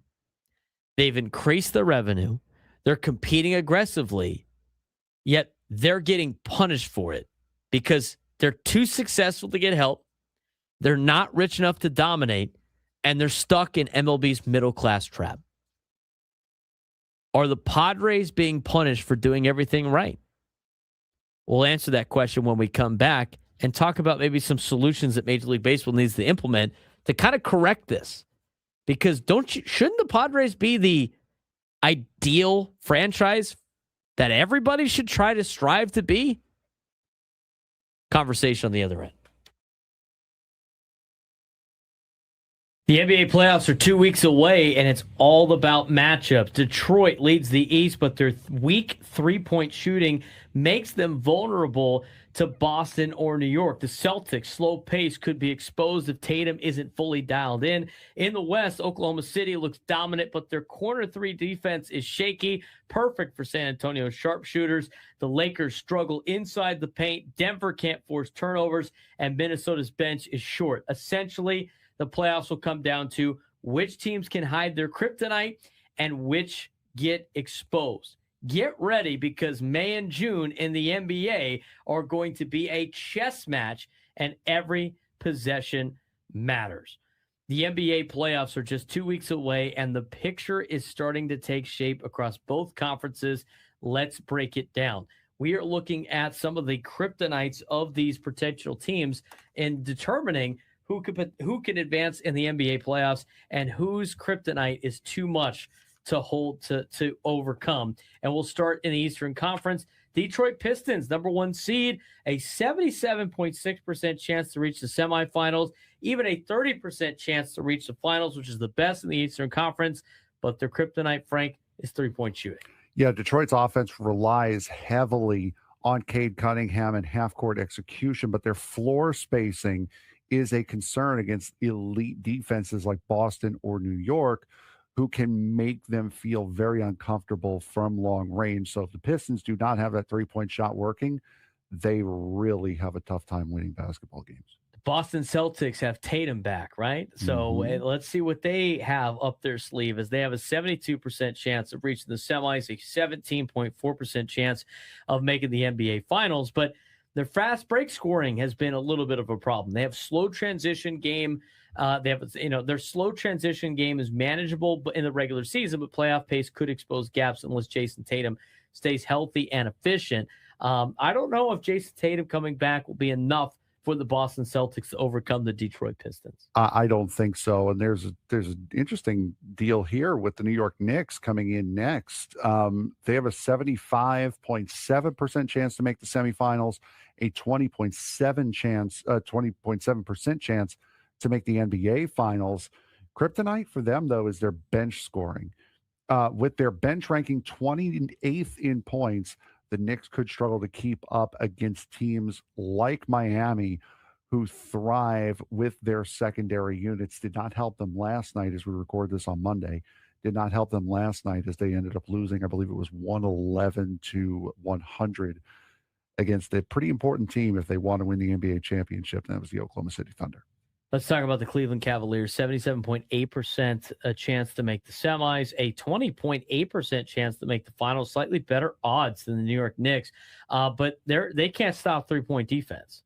And Cleveland's focus on rim protection opens the door for teams like Charlotte, who can excel from deep, and that could be a matchup that Cleveland doesn't want to see early in the NBA playoffs. Yeah, absolutely, and that's something that the Detroit Pistons will certainly want to see at some point in the NBA postseason, with their three-point shooting being as hot and cold as it is. I'm sure Cleveland, they're really going to be in trouble. They're really going to be sweating it out if they have to face the Detroit Pistons at any point during the playoffs.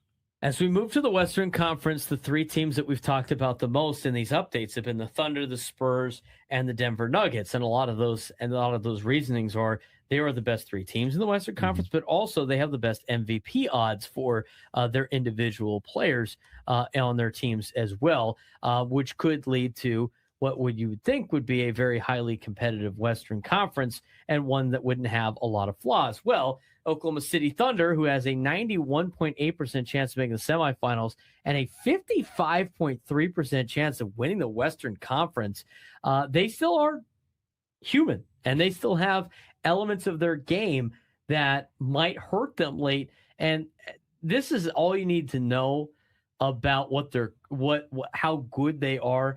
Their biggest problem is corner threes. If that is the biggest problem that you have as an NBA team or any basketball team, you're in pretty good shape. I could see why the 55.3% chance of making the finals is as high as it is. Yeah, absolutely. They are a very, very good team. Now to the San Antonio Spurs, who have a couple more problems than just the corner three. They have an 82.9% chance of making the semifinals. They have a 26.4% chance of making the NBA Finals. And pretty much, if it's not Oklahoma City, it's going to be San Antonio from what everyone's speculating. Their kryptonite, though, is closing out games. And the reason why is they're still a very, very young team. They've struggled to finish out games with big leads, which could be costly against clutch teams like the next team here on this list. If Wembanyama wasn't so worried about who was voting for him for MVP and wasn't politicking for it, maybe they could focus on closing out games late. I mean, he's been politicking for the MVP, but it's like, oh, it's a vote. Who cares? Keep playing basketball. But the youth for the Spurs could be the deciding factor on whether or not they have arrived early or not. They're still on schedule, and they're, I think, maybe beyond schedule, further along. But to really go even further, 5:40, Quinn and Chris will be on after us. Padres trying to even up the series at 1 apiece to force a rubber match on Wednesday. Frank and I will be live at the Loft on Wednesday. Looking forward to that. Frank has disappeared. Oh, no. Guy's been battling today. Eye drop. Did you find your eye drops? I did find them, yes. They were in the pocket that I was not looking in. How many pockets you got over there? 2. Oh, okay. I thought they were in my right pocket. They were in my left. So he is battling with the eye drops thing. Team Italy is also playing a win or go home. I think I think this is winning. They're in at this point. I want to say that. I thought they had another one. I think if they win this game, they're in. World Cup qualifying. Let's look at the playoff. They're part of this playoff tournament, right? Yes. Yes, the European qualifiers. I thought they were in like the semis of this, but maybe they are. Maybe they're at that point. I can't remember. Playoff tournament. The FIFA's got a terrible website. I digress with that. I just want to see the bracket. You can let me know what that. My computer's now gone to. My computer's now turned into your computer. So whatever disease your computer had, my computer now has. So I appreciate you for that. You're welcome. Yeah. So Anyway. if Italy beats Bosnia, oh, Thank you. What? Thank you so much. if Italy beats Bosnia, the winner of this group goes to Group B, which is Canada, Qatar, and Switzerland. If Italy loses this game, if Italy wins this game and then loses in that group, you might need a new producer. Oh man. Why? Is that a bad group? That is an awful group. Italy Wow. should win that group with Switzerland going easily. All right. Well, gotta win this time first. Yes, you do. Poland's playing Sweden. Winner of that goes into Group F with the Netherlands, Japan, and Tunisia. That one's tougher. Kosovo is playing Turkey, which would put them in Group D against the United States, Paraguay, and Australia. Czechia is playing Denmark, which would put them in Group A with Mexico, South Korea, and South Africa.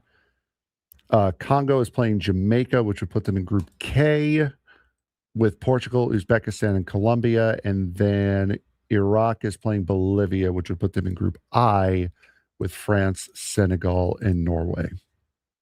You now have all of your answers For the midday sports standoff today. Yay. I'm kidding. Yeah. We haven't heard from Juan Ruiz in the chat all day. Jumped in though when he started talking soccer, and he had to say this: Frank, let's not pretend like Italy didn't fluke its way into the tournament. They're in. That's all that matters. That's all that matters. Yeah, if they can, finish this one out. They're up 1-0 at halftime. Yeah, they're up 1-0 at halftime. However, my guy from Inter Milan, Bastoni, got a red card, so that's cool. Sweden is beating Poland 2-1 right now. Czechia over Denmark 1-0 right now. Kosovo and Turkey are tied with no score. Jamaica, Congo will be on after the Italy-Bosnia match on FS1. And then Iraq-Bolivia will be on after that at 8 p.m. Eastern time on FS1. Unfortunately, no one will watch Iraq versus Bolivia because that is right in the middle of the Padres-Giants game. Yeah, I don't know how many people were going to watch that. You could put Drake on Thursday. Could put Drake. Could put Drake on We Thursday. could do that, yes. Get him with the update. All right. The last thing we were talking Have we about. announced what's going on Thursday? With No, our show? I'm not doing the show Thursday because I'm flying to Boston. There you go. Scraby's got the show on Thursday. Yes, it'll be me and Scraby on Thursday. Correct. So tomorrow's my last show for the week. Friday, we weren't going to have a show anyway because we have opening day for the Red Sox and Padres. It's an opening day for the Boston Red Sox at Fenway Park. And then next week, I'll be back on Monday. Okay. So in this Tom Krasovic column, which I find very fascinating, the overall synopsis of it was that Major League Baseball's system punishes small market teams from competing by putting in all these rules basically to stop big market teams, right, from being overpowering with draft picks. Like all the competitive balance stuff is to help small market teams, but they don't have anything in terms of small market teams that spend money, which, if I'm not mistaken, Frank, is what everybody wants small market teams to do: spend money and try to be like the Padres, right? Aside from the owners of those of certain teams, besides for the owners of those teams, the national media, other people as well, I'm sure. Fans and players want small market teams to spend money. Correct? Yes. Okay. So they've created a system where they get punished if they do spend money, because if they spend money, they're going to be spending a little bit over their means, first of all, and then they don't get the draft pick compensation anymore that like teams that don't spend money get, which to me is a little bit backwards on the competitive balance picks. So the overall take from this was that the Tigers were able to get Kevin McGonigal in a compensation pick because they're a relatively bigger market that was not spending money, and they were getting competitive balance draft picks that the Padres have not gotten now in the last 4 years. And the argument is, should these teams be getting, should teams that are not spending money, that have the ability to spend money, get competitive balance picks in between the first and third rounds of the MLB draft to load up on top level players and be young and have these young players coming up over teams that are actually trying to spend money and be competitive? And to me, I think a lot of these older rules need to be looked at and rearranged to encourage teams that don't spend a lot of money to spend money and get rewarded for it. Like teams like the Padres, in my opinion, should be in a system that gets rewarded for trying to compete with the market that they have, Frank. No, for sure. And they should be getting some sort of reward for spending money. It's very easy for an organization like the Padres to just say, yeah, we're a small market. We're going to have our team. We're going to do our thing. We'll be a minor league system for everybody else. But they haven't. They've gone and done the thing. Now they've got to start reaping the benefits of doing that, because they've shown it's not just a fluke. It's not just a one-off. It's not like the Royals, where they had a good team for like 3 or 4 years, made the World Series, and then just sold everybody off and we're down in the cellar in the AL Central again.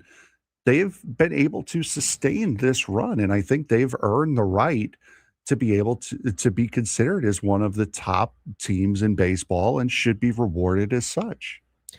I think so too. I think Major League Baseball, in a way to be competitive, right?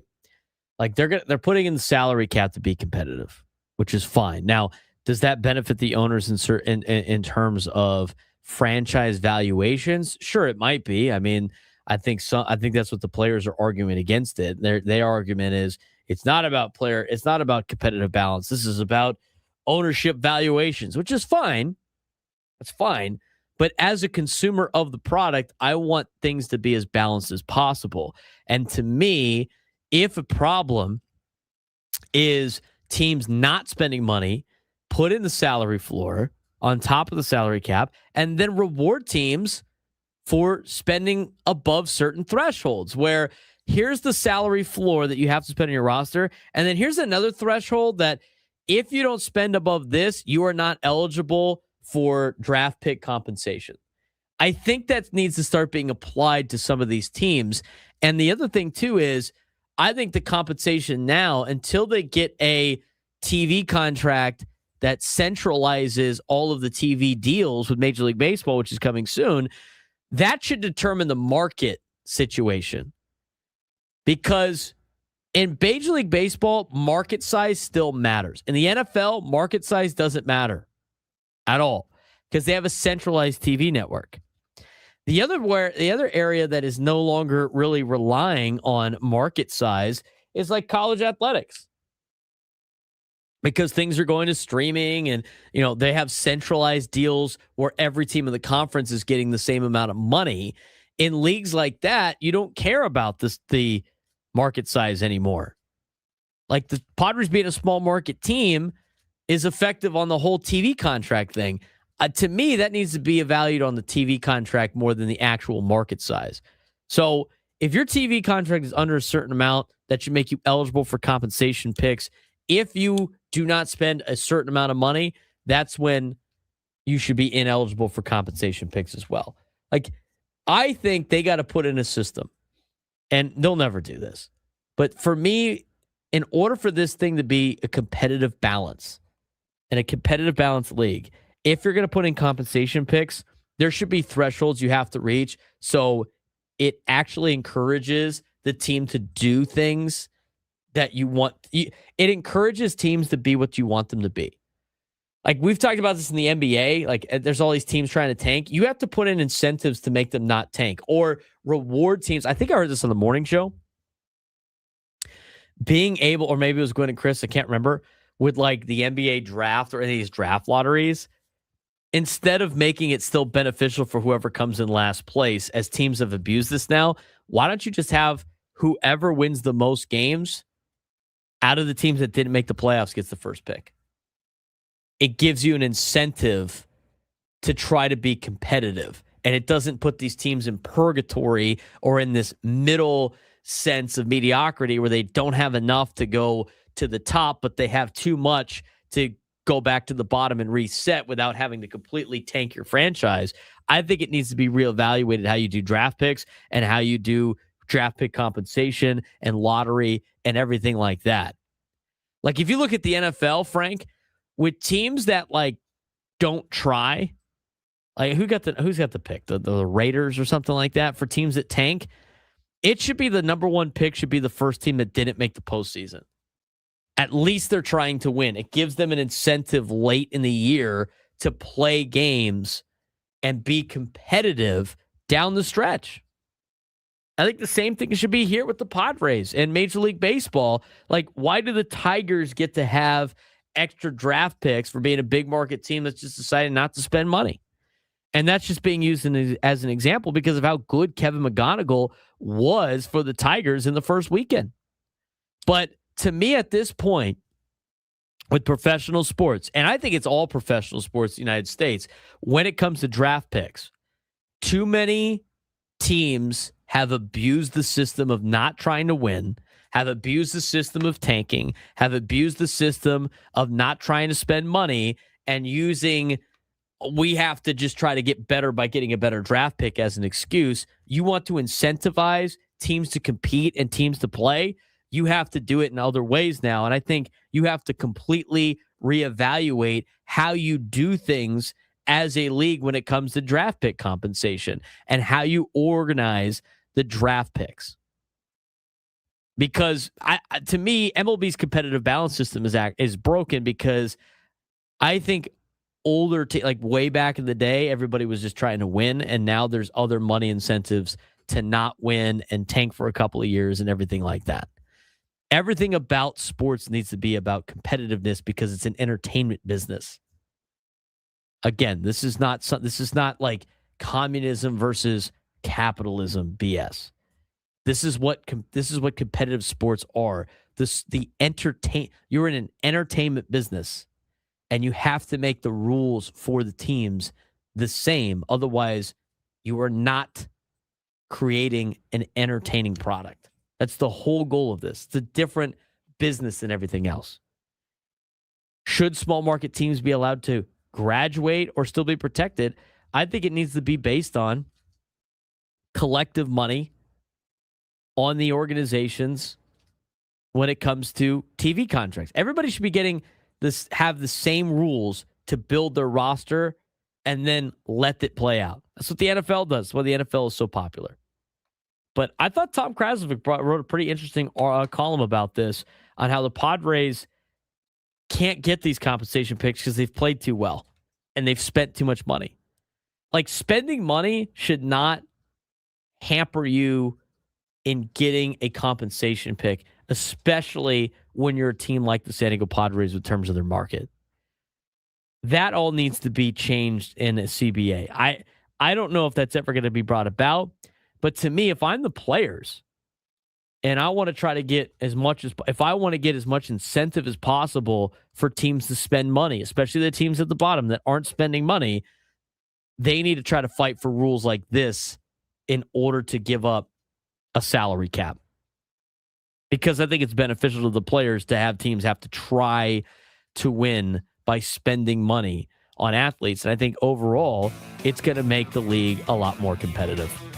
Final hour of the Braden Surprenant Show. When we come back, we'll get you a preview of Padres and Giants game 2 of a 3-game set. In the final hour, Gwen and Chris will join us, or will take over for us in the 2 o'clock hour, leading you into the EcoWater SoCal Padres pregame show, and Sam Levitt for Padres baseball at 6:40. Braden Surprenant Show, San Diego Summer Sports Station, 97.3 The Fan.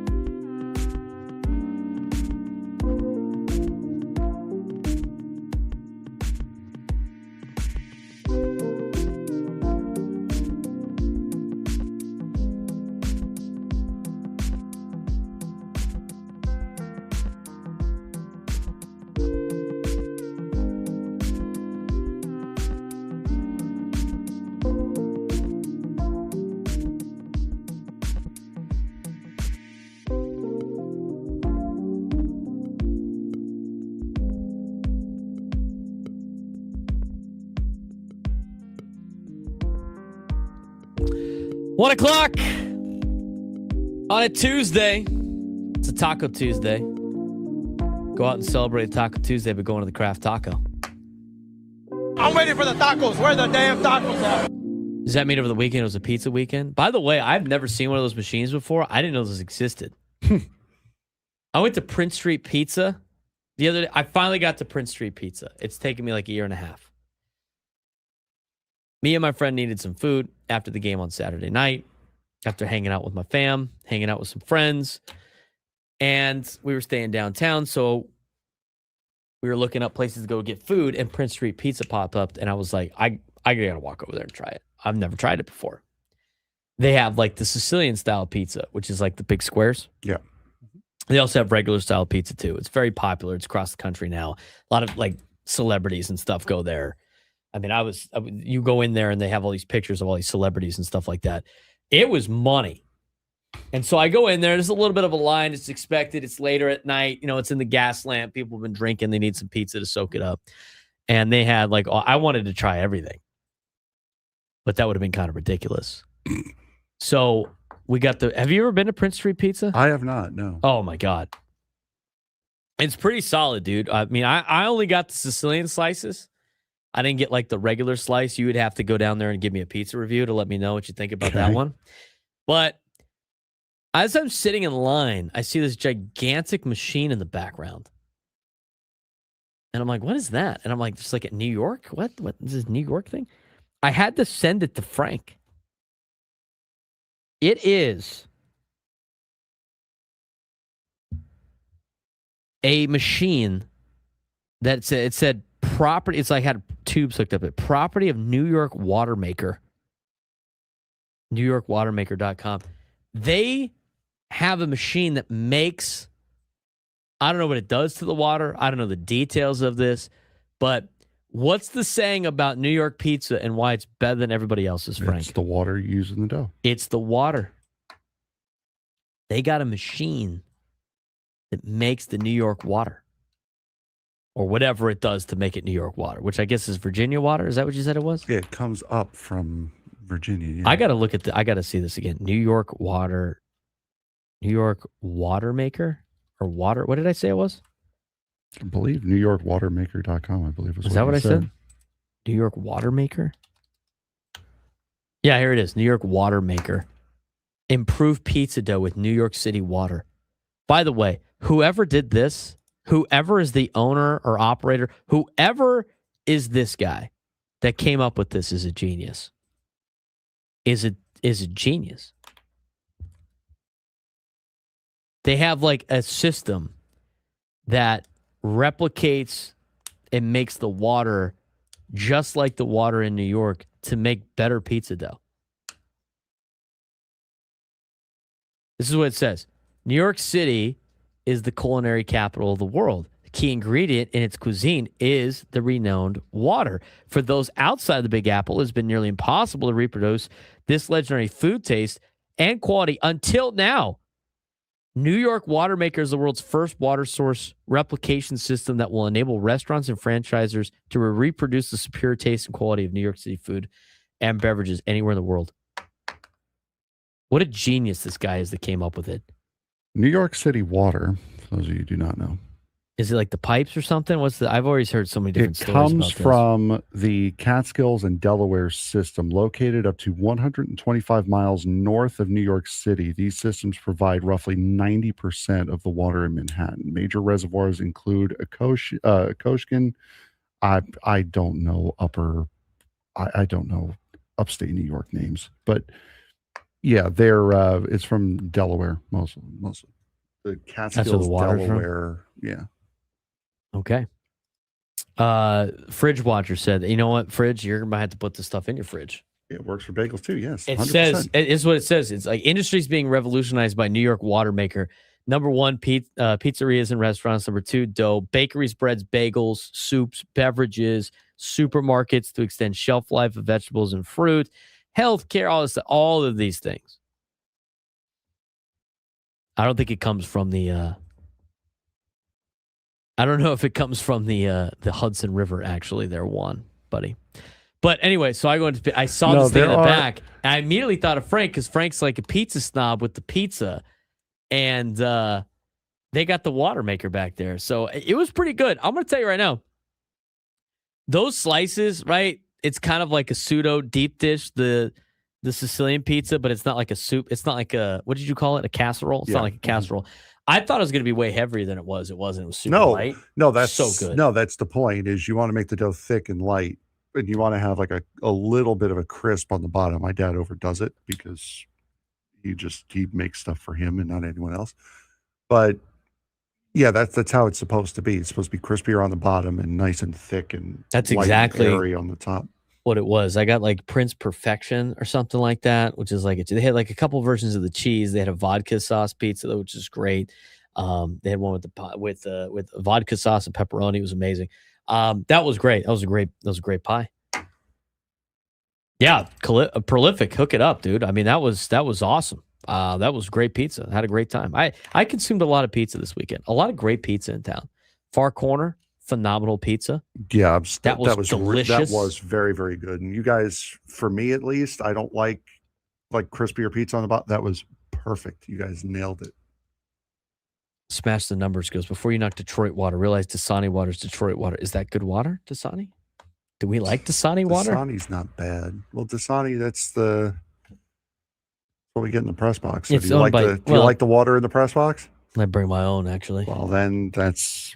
Take that for what it's worth. I like Eco Water. How about that? Yes, Eco I Water. like Eco Water SoCal, which is not New York water that apparently... What a genius. Some guy's like, I can make this. God. The inventions that people come up with. Some magic. Magic happens in that box for pizza. It's paid off. You think you think Long Island Mike's got that thing back there? He might. I wouldn't be surprised. I would actually be surprised because we've seen it. That's a tiny little back area there that they have. It's filled with just the New York water maker. You know what? Be surprised. I'm sure there's some sicko. I'm sure there's some. You know what? Who's our? We got. Was it New York Mike? Yeah. Do you think New York Mike's gonna install that now in his house? I want to. Frank's gonna spend all this money to put the New York water maker so he can take showers, clean his vegetables, make his own pies at home. The New York water maker. All right, let's get back to the Padres a little bit. We're going to talk about the upcoming game tonight between Logan Webb and German Marquez. No lineup out today. Come on, Stammen. Getting lazy now. I know. Come on. Gave it to us at 11:30. Oh, no. So close. All right. Gave it to us at 11:30 yesterday. Today, not as much. It's okay. Let's get to a couple of topics of discussion after last night's game. Here's what I think maybe a lot of Padres fans might be asking the question because they don't like it. What was the main thing that they didn't like us saying today? It's early. So at what point, Frank, do you stop saying it's early and start becoming concerned with the way that the Padres have played? After the first month of the year. And no, March is not the end of the first month of the year. At the end of April. That's when it's because that used to drive me nuts when I would hear Sam on the post game. It's like May 27th. And he's like, oh, it's still early in the season. I'm like, bro, no, it's not. It's not early anymore. You're 2 months into the year. You're a third of the way into the season. I don't want to hear it's early after April, period. I give it about a month. And then halfway through May, you start to raise eyebrows a little bit. Because, I mean, at that point, you could theoretically dig yourself into a very big hole. You don't want to have a losing record in April. No. I mean, I think at the end of April, if the Padres have a losing record, you could fairly be like, all right, what's going on here? I mean, after one series and a game is way too early to be, really complaining about. And then here's the thing, though, like pointing out what potentially could be failures this early in the season. Everybody can see those. What are they going to do about it? Like, they still have to let this thing play out for a couple of games. They still have to let this thing play out for about a month. So At the end of April, if the team has a losing record, I will accept all problems that you might have as a San Diego Padres fan. But after 4 games, not really. The other question, too, about last night's game, we did the full breakdown of Walker Buehler and how he pitched last night. There was some good, there was some bad, there was some ugly, if you will. Is Walker Buehler someone you can trust or just another rotation gamble? I don't necessarily know if I'm in the trust Walker Buehler for longer than like a couple of times to the rotation at this point. After last night, I think he's got the potential to be there. I think he has the ability to make some strides in the starting rotation. But overall, like, he hasn't done anything yet where I'm like, this guy needs to be on the team for the entire year. I could see it both ways. Like last night, he did everything that you would need a number 5 starter to do, with the exception of innings. He only gave you 4 instead of 5. So there's some positives there. The sweeper/slider that he has looked pretty good yesterday. The fastball is a massive concern because he's going to have to find another setup pitch to get things going. I think you give him a couple of times to the rotation to see if he can make that adjustment with a sinker. But I don't think the way Walker Buehler pitched yesterday saves him on the team for the entire season. I'm not in trust mode for Walker Buehler yet. I still think he is a little bit of a gamble, and I still think he is the guy that's battling for a spot in the rotation. Yeah, and this is for Buehler, it's all going to become moot. You have to feel, because yes, German Marquez has a roster spot. Yes, Walker Buehler earned a roster spot. You've got 2 guys who are going to take over for them that also have major league contracts in Joe Musgrove and Griffin Canning. They're on the way back. They're going to be pitching at some point this year. So it's really, it's not even do you trust Walker Buehler all season? It's do you trust him to get you to the point where Griffin Canning returns? And if you trust him at that point, then it's do you trust him to get you to the point where Joe Musgrove returns? And then the problem kind of solves itself, more or less, because, I mean, there's a point where you might need him, but you've got guys down the minor leagues. You've got guys like Matt Waldron. You've got guys like Tristan McKenzie who could come in for a spot start or 2 every now and again. You don't necessarily need a Walker Buehler at that point. So it's really just get me to when Joe Musgrove comes back. And then after that, we can have a serious conversation. And I think right now what you got last night out of Walker Buehler, I think was enough for me to be at least somewhat comfortable that you can get me to at least Joe Musgrove coming back. And I think I'll take it a step further. I think you're trying to get to the trade deadline. Have we not said that at the spring, at the beginning of spring training? Like, you want to be competitive enough to want to buy at the trade deadline. Like, that's where you have to be in order to make the playoffs. I saw somebody earlier today go, once we understand that this team will only be a wild card clinching team, we'll be okay. Like, we can almost like it was like an insult to like the Padres. I got news for you. They're going to continue to be a wild card team. Mm-hmm. That's how they make the playoffs. They're not winning the division. It's going to be almost impossible to be able to win this division with the team that is in it. With the team that is in it. Not the other teams, with the team that is in it. It's not just for the Padres. It is going to be almost impossible for the Diamondbacks have no chance at winning this division. You just watch them get their ass kicked for 3 days in LA. And the only times they had leads, the Dodgers took it away from them. They got no chance. Do the Rockies have any chance of winning this division? Absolutely not. The Giants, I think the Giants and the Padres are very similar teams. The Giants have absolutely zero shot at winning the division. So until there's different rules in place where one team can't basically buy their way out of all problems that they potentially have and buy all the best players, yeah, you're going to be a wild card team. And that should be a goal for the Padres. I mean, is make the playoffs. And when you get to the postseason in baseball, you got to hope that you get hot at the right time. Guys, can we please just calm down a little bit in the chat here?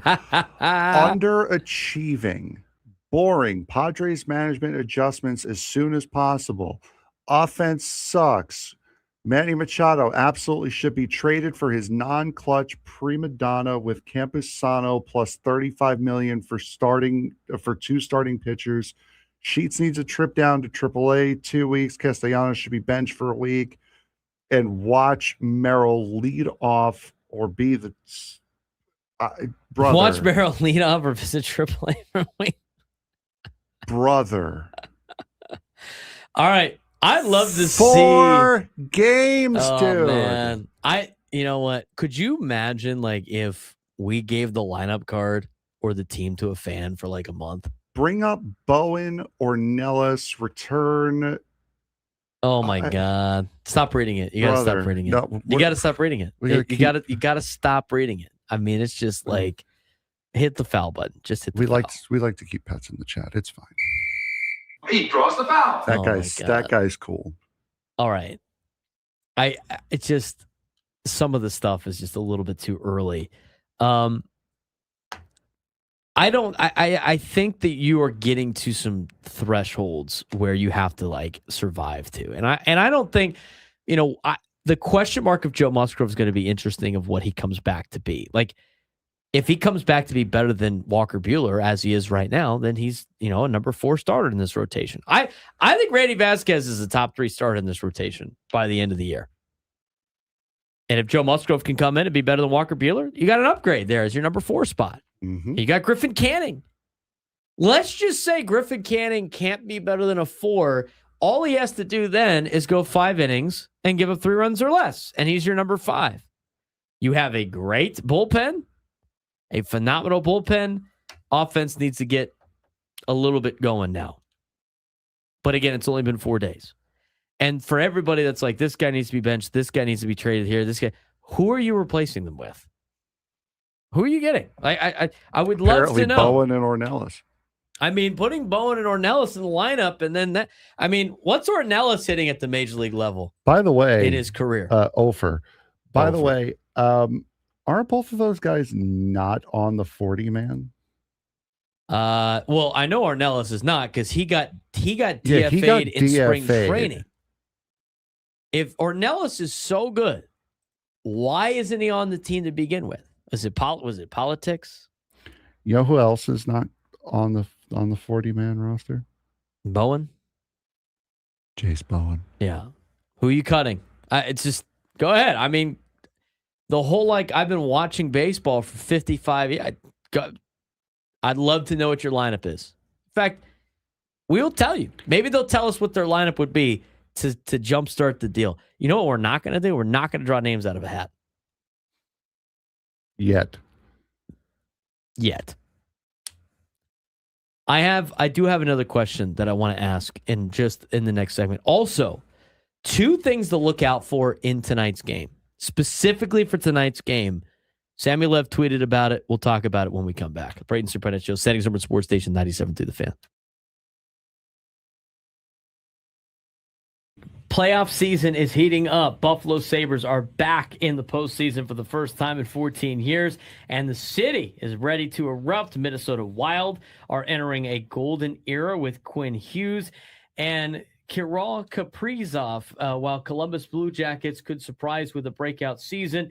Don't sleep on the Islanders' Matthew Schaefer, a rookie ready to shake things up, and Macklin Celebrini Sharks may sneak in for a first-round upset. On the MVP front, Connor McDavid leads, but Kucherov and McKinnon are right on his tail. And let's be honest, the best part, even if your team isn't in, there's still a ton of playoff storylines to cheer for. Hockey fans, get ready. This is going to be fun. All right, hockey fans, welcome back. We have been zooming in on the NHL playoff picture, looking at which teams are making waves, who's creeping into the spotlight, and what to watch as we approach the 2026 Stanley Cup playoffs. Even if your team isn't in, there's still plenty of action to keep you glued to the ice. Yeah, absolutely. The Buffalo Sabres right now have a 99.9% chance of making the postseason. First time in 14 years that Buffalo is finally back in the playoff picture, and this city has been starving for success. The streets around KeyBank Center are going to be absolutely electric. Any fan not cheering for the Buffalo Sabres this May might be hard to find. On the other side, you have the Minnesota Wild, who will also have a 99.9% chance of making the playoffs. Quinn Hughes and Kirill Kaprizov leading what feels like a golden era in Minnesota for the Wild. The Central Division Gauntlet will test them, but the potential is there for them to have a deep run into the Stanley Cup playoffs. Columbus Blue Jackets have a 68.3% chance of making the playoffs. Less postseason success historically, but the 2025 Stadium Series showed hockey's heartbeat in Ohio. Johnny Gaudreau's presence and the donkey hat moments could make this team a fan favorite. The New York Islanders, 62.4% chance of making the postseason. Rookie Matthew Schaefer is the real story. Imagine if he leads a first-year Cup final run. I'm sure Frank Marchese would be excited about that for the Islanders. 18-year-old kid with about 50 points and 20-plus goals in his NHL rookie season. That's pretty insane. San Jose Sharks, 40.4% chance. Macklin Celebrini star power makes them exciting to watch. They might sneak into the playoffs and face the Avalanche. Upsets are possible. We'll see about that with the Sharks going against the Avs, who have been absolutely lights out all season long. But this is the fun part for hockey fans whose teams aren't in it. Cheering for a narrative, a breakout star, a city that hasn't tasted playoff joy in years. Bandwagon hopping never felt this compelling in the NHL. But that being said, it just shows you how fun hockey playoffs are because people want to be a part of it, even if their favorite team is not. Yeah, we talked about it last year. One of the first guests that we had on the show together last year when we were paired up together was Don LaGreca, who's now the play-by-play guy for the New Jersey Devils, and had so much passion when we had him on talking about the NHL playoffs and the series that were coming up. We have plenty of our listeners say, like, listen, I wasn't really into this, but hearing that and hearing how excited and how passionate it was, it got me into it. And now I'm watching hockey on a consistent basis. So it is very, very fun. There is no other playoff that can hold a candle to the NHL Stanley Cup playoffs. We got a lot of big games this week, too. Detroit will play Pittsburgh, Ottawa versus Florida. The Buffalo Sabres are taking on the Senators. Wild and Sabres, tight wild card races on the Eastern Front. Blue Jackets and Carolina Hurricanes are a tough test for Columbus, and the Boston Bruins road trip, Florida Panthers and Tampa Bay Lightning will challenge their consistency. These games will shape playoff seeding and give us a preview of who's peaking at the right time. Yeah, absolutely. And also looking also at the trophy matchups as well, the awards battles, if you will, the Hart Trophy or the MVP award. Connor McDavid still leading the NHL in scoring at 124 points, followed closely by Nikita Kucherov at 121 and Nathan McKinnon at 117. Now, it might come down to points, but narrative always matters. And McDavid's consistency versus Kucherov's hot streaks is a debate that we will be having all the way through the playoffs as we look to find out who the Hart Memorial Trophy winner will be. Yeah, so there was a couple of fun social media highlights over the week in the NHL. Penguins AHL affiliate Wilkes-Barre Scranton celebrates Star Wars night with incredible detail. They had a David Filoni-inspired look. NHL Edge and Sony Hawkeye Innovations will make Sunday's Inside Out Classic a broadcast unlike any other. And Connor McDavid, pillow fight on set? Well, yeah, that happened. Proving hockey stars can still be relatable and fun off the ice. Yeah, absolutely. Community also outreach for them. Shout out to every NHL team commemorating Jesse Pierce, showing the league's heart from donations to Pressbox Tribute, saying, quote, the NHL community continues to remind us why we love this sport, both on and off the ice. And playoffs are right around the corner. Studios, we know how. He's Frank Marchese. I'm Braden Surprenant. This is the Braden Surprenant Show, live and local each every day from 10 to 2 on San Diego's number one sports station, 97.3 The Fan. We got a couple of things to watch for in tonight's game we're going to talk about in the next segment. But I do want to continue with some of these conversations about the Padres. Again, like, I feel like there's just way too much over evaluating a couple of games so far this year. That's kind of been the entire topic of today's show. It's been a fun breakdown. I understand the concerns from Padres fans to an extent, but I just think there has to be some baseball knowledge part of this conversation of like, that's baseball. I know that's a terrible phrase. I know people hate hearing that, but if the entire team's going to say it and they're not going to be worried about it, it's like, hey, that's baseball. There's a lot of that's baseball going on right now. I like the approach for the Padres the first 3 days. I did not like their approach last night. I really didn't. I didn't like the way that they did it. But we will see what the lineup is. A little bit late. You know what? I congratulated Chris Ello on the situation yesterday with like Craig Stammen putting the lineup out super early. Not doing that today. So who knows? Maybe it's late. Is this late for Craig Stammen? I mean, now we're on like kind of normal spot in terms of like a lineup where we'd probably get one a little bit later in the show. See, now this is where somebody says, okay, we gave the Giants too much time to look at the lineup. Oh, shut up. And gave time to really plan, like you could say that as a thing. That popped into my head and I was like, that's ridiculous. I'm not saying that. I'm not saying that you're saying that. It's ridiculous. Now, well, I mean, again, the Giants put out their lineup late. No, I'm not turning. No, I'm just giving you a hard time, Frank. Let's go. Keep moving on. Come on. No, do not be sarcastic with Go Aztecs in the Twitch chat. He's going to think it's the sarcastic hour. That's true. Or it could be a roster change. Who knows? It could be a roster move. And lineups come out late on those days. Giants had a roster move yesterday. So, I mean, that could be it as well. I will say this. I mean, we have seen the same problems with this offense for multiple years in a row. And it's the same lineup. Or it's the same team. I mean, it's funny, like every offseason, it's kind of the conversation of like, who are you bringing in? Are you trading anybody? Who's this? Who's that? A lot of fans don't want to give up on certain players. And then it's like, all right, well, this is the exact same team they had last year, minus Luis Arraez. That team last year won 90 games. So I don't know. How many times you going to like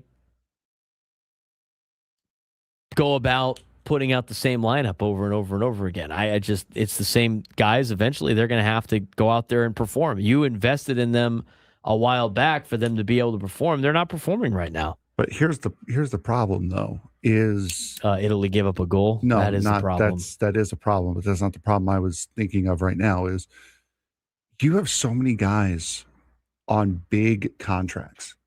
And for those of you who want to trade Manny and Fernando, who are you going to get to pay for those contracts, number one? And number two, bless you, why are you going to be okay with paying X amount of money to have Fernando or Manny or whoever not play for you? That's not money that you're going to have available. You still have to pay them. You're locked in with these guys. They're not going anywhere. They are on the team. They are the core. For those of you complaining, it's the same core. It's the same core. It's the same core. Guess what, bud? It's going to be the same core. That's not changing. They're not going anywhere.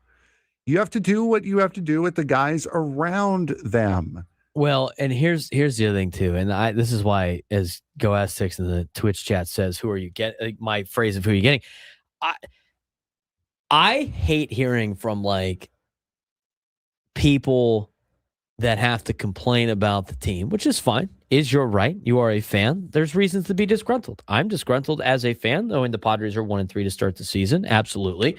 I'd like to see him score a lot more runs. I'd like to see the starting staff be a little bit better.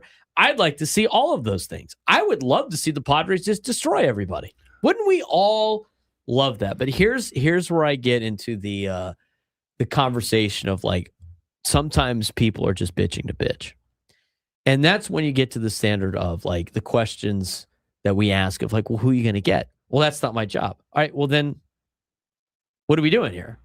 We all see that the problem is there, but unless you got any solutions, man, I don't know what to tell you. This is the team that they invested in. This is the team that they spent money on. If your idea to make it better is to go from 0 to 100 and fire everybody and then have no idea what to replace them with, I'm going to tell you right now, if you switch roles with anybody in that front office, you would never win a game. You can't be constantly changing your team after like results of like 1 or 2 games. It doesn't make any sense. So, we had the guy earlier, in the YouTube chat. I've watched baseball for 55 years. I would cut this player. I would trade Fernando. I would trade Manny. I would go get, these 2 pitchers. I'd send sheets down. I get it. Like, it's frustrating to watch. But as of right now, if you're not going to be able to build an all-star team in the middle of the season. Like, eat the money and then go get this guy. Who are you going to go get? And you're not going to have the money for it. Right.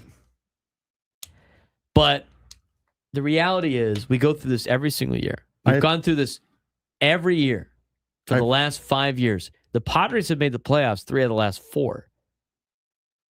I thought 2 years ago in 2024 when they ended up having that like stretch of not scoring any runs for 24-something innings, I thought that team turned out to be a really good baseball team that people got excited about, and they won, 93 games? I mean, last year, when you looked at last year's team at the beginning of the season, if you would have told me that last year's team would have won 90 games, I would have said you're a fool. There's no way they win 90 games. Are you out of your mind? Again, and that team started 7-0. I mean, they were winning games with Yuli Gurriel. I have 4 questions for you. That is a lot of questions. They're 4? They're quick. Okay. Who did you pick to win the National League East? The NL East? Mm-hmm. I picked the Phillies. Aren't they in last right now? They're 1-3. Can you not jump the gun on the questions? Where are they right now? They're in last place. Who did you pick to win the American League East? That'd be the Red Sox. Oh, I looked at it this morning when I was going through this. Where are they? They're also in last place. They're 1-3. Yep. They got smoked by the Reds over the weekend, who I didn't think is going to be very good. The Phillies, especially. Everyone has the Phillies winning like 95, 96, 94 games. They're in last right now. 1-3. Come on. Did anybody think the Dodgers are going to lose 1 game in the first 4? No. Yeah, so the Guardians last night. Yes, they did. The Guardians. The Brewers of the American League. Yeah. Perspective. I know we watch games in a vacuum and everything like that, but it's reality is you have perspective. To zoom out. But you can't be the guy clamoring for Manny to have a C on his chest and be the captain and then like complain as soon as like things aren't going well. Here's the biggest one for you. Oh boy, here we go. Who did we have unanimously finishing in last place with nearly 100 losses this year in the National League East? In the NL East, the Nationals. They're leading the division. Yeah, they took 2 out of 3 from the Cubs. So they're thought could 3-1 and leading the division. Well, there's 4 teams. It's a 4-way tie, but they are first. They are first on the list. Right. The Nationals are leading the East right now. Yeah, they are.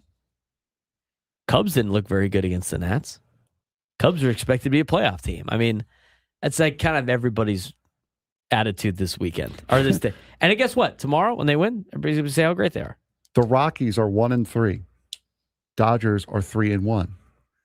They are the only 2 teams with a positive run differential in the National League West. And they both have the same run differential at +6. I'm tired of having this conversation. It's baseball. I know. That's all it comes down to is this stuff happens. It's 4 games in. I know. Let's get out to Dan in Arizona. Dan, what's going on, man? Hey, actually, I'm here in San Diego for opening week. Welcome back, Dan. It's good to have you back in San Diego. Thank you. I've been a season ticket holder for 32 years, and I want everybody to just calm down, okay? If this was the middle of June and they lost 3 out of 4, okay. Last year, there was a game in Arizona where Suarez gave up like 5 runs in the bottom of the 9th. and they lost. If this happened now, people would be jumping off the Coronado Bridge. I do want to say, though, one thing last night. You're talking about Buehler. You went all of those numbers. The inning where they scored 2 runs, the first batter, I don't remember who it was, hit a hard shot to Cronenworth that probably he catches 9 times out of 10. He didn't get that ball. If he gets that ball, the Giants score 0 that inning, and everybody would have been happy with Buehler. He would have given up 1 run, bad numbers, but 1 run. If the offense scored 5 or 6, we'd have won the game. Just relax. It's 4 games. That's all I got to say. I appreciate it, Dan. Got to talk him off the ledge, man. It's true. It's funny how the results do that. We'll see. Hey, you know what? By the way, if you've been to all 3 of the losses, maybe it's you. Maybe it's you out there. I'm just saying, maybe you're the bad luck. Maybe you should do us all a favor and not go to any more games. I'm 1 and 2 on the. Wait, no, he didn't go last night, did he? Who? Your friend? Yeah, he did. I told everybody yesterday. But. Now, here's what might clear him. Oh no. Is the guy that I mentioned, the guy that has more managerial experience than Craig Stammen because he's managed to 10. So I got a text from the same guy arguing about how many championships he's won at the Poway Sportsplex. He's won 10 championships as a manager, and he has more experience than Craig Stammen. He has been to 4 games this year. 3 games this year. Guess which 3 games those were? Friday, Saturday, Monday. That'd be Thursday, Friday, and Monday. Yeah, whatever. That one. Yeah. So maybe it's him. I don't know if he's going to the game tonight. So he might be in the deal. I do know that my boy's not going tonight. I will let the people know if he does. But I think he's in the clear because I'm starting to point this a little bit towards Sportsplex manager. I think that's fair. I'm 1 and 2 on the year. I'm also 1 and 2, but I am 1 and 0 when they're not at the game. I just want to make that clear. I just want to make that perfectly clear. What to watch for in tonight's game? Might be some good news for Gavin Sheets. We'll explain when we finish the show on the Braden Surprenant Show. Standing Summer Sports Station 97.3 The Fan.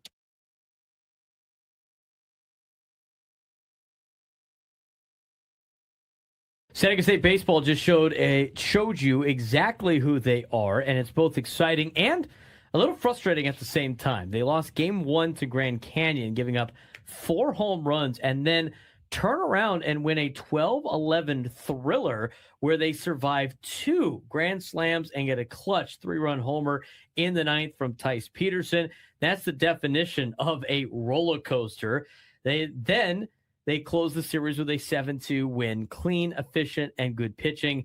That's the version of this team that can win consistently. But here's the question. Why don't we see that every game? Because when the pitching slips or they give up big innings, it puts too much pressure on the offense to bail them out. This team has talent, but if they want to contend in the Mountain West Conference and potentially make an NCAA tournament regional, they've got to find the consistency.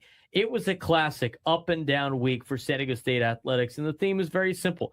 They're competing, but not always finishing cleanly. No, baseball wins a big conference series. Softball also showing elite offense, but dropping another series, and overall consistency for them. Just the biggest question is on the baseball side, taking 2 out of 3 from the Grand Canyon Lopes, but the way they did it tells you everything. Game 1, it was a 9-3 loss, gave up 4 home runs. Opponent hit 556 with 2 outs. That's big. That is a situational pitching struggle, plain and simple. Game 2, though, absolute chaos. Survived 2 Grand Canyon grand slams. Count them, 1, 2 grand slams. Tice Peterson delivered a 3-run homer in the 9th inning, a 12-11 win, and then a 7-2 win in a nice controlled game and a great outing from Alex Belardis. Sorry.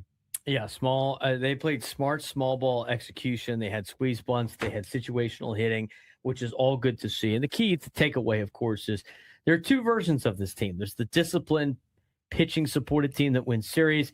And then there's the lose mistake prone team that gives up big innings. Right now, they're 15-14 on the year. They're 4-2 in Mountain West Conference play. It's good, but it's not great.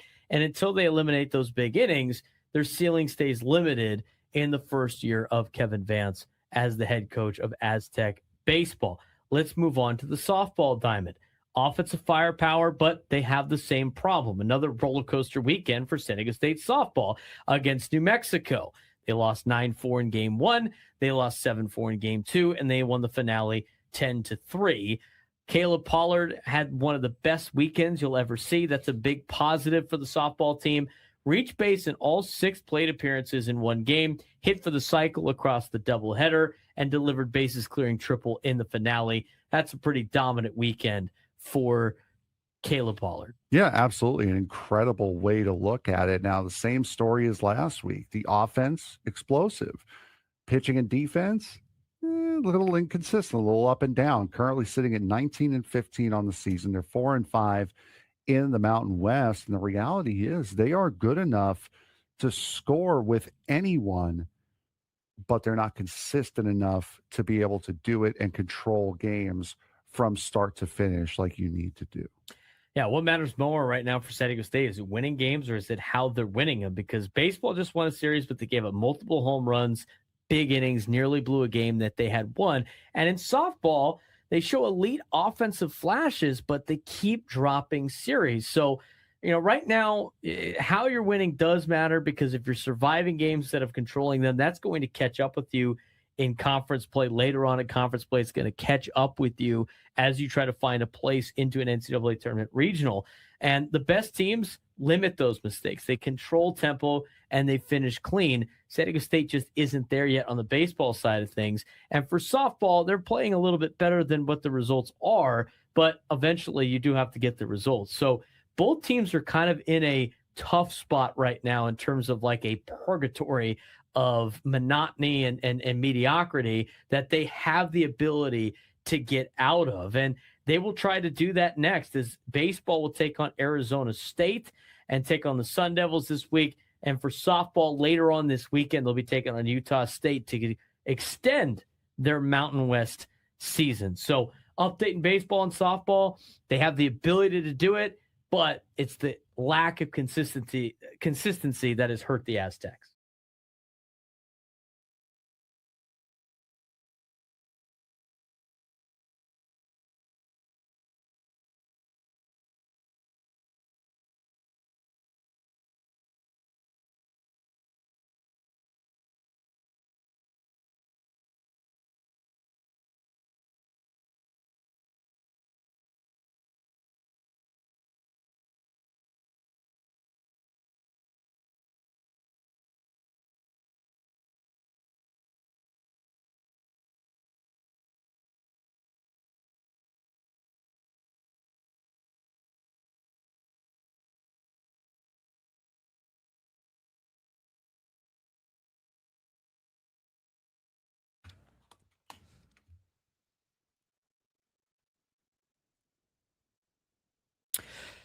Unable to get to the midday sports standoff today. If you take me down in sports trivia this month, you'd be qualified for a chance to win our grand prize, a 2-night stay at Fontainebleau, Las Vegas, and a $150 resort credit. March is here, and Fontainebleau, Las Vegas is the place to catch every game. High-energy watch parties with expansive screens, great food and drinks, exclusive room rates, plus the pools and day club are open.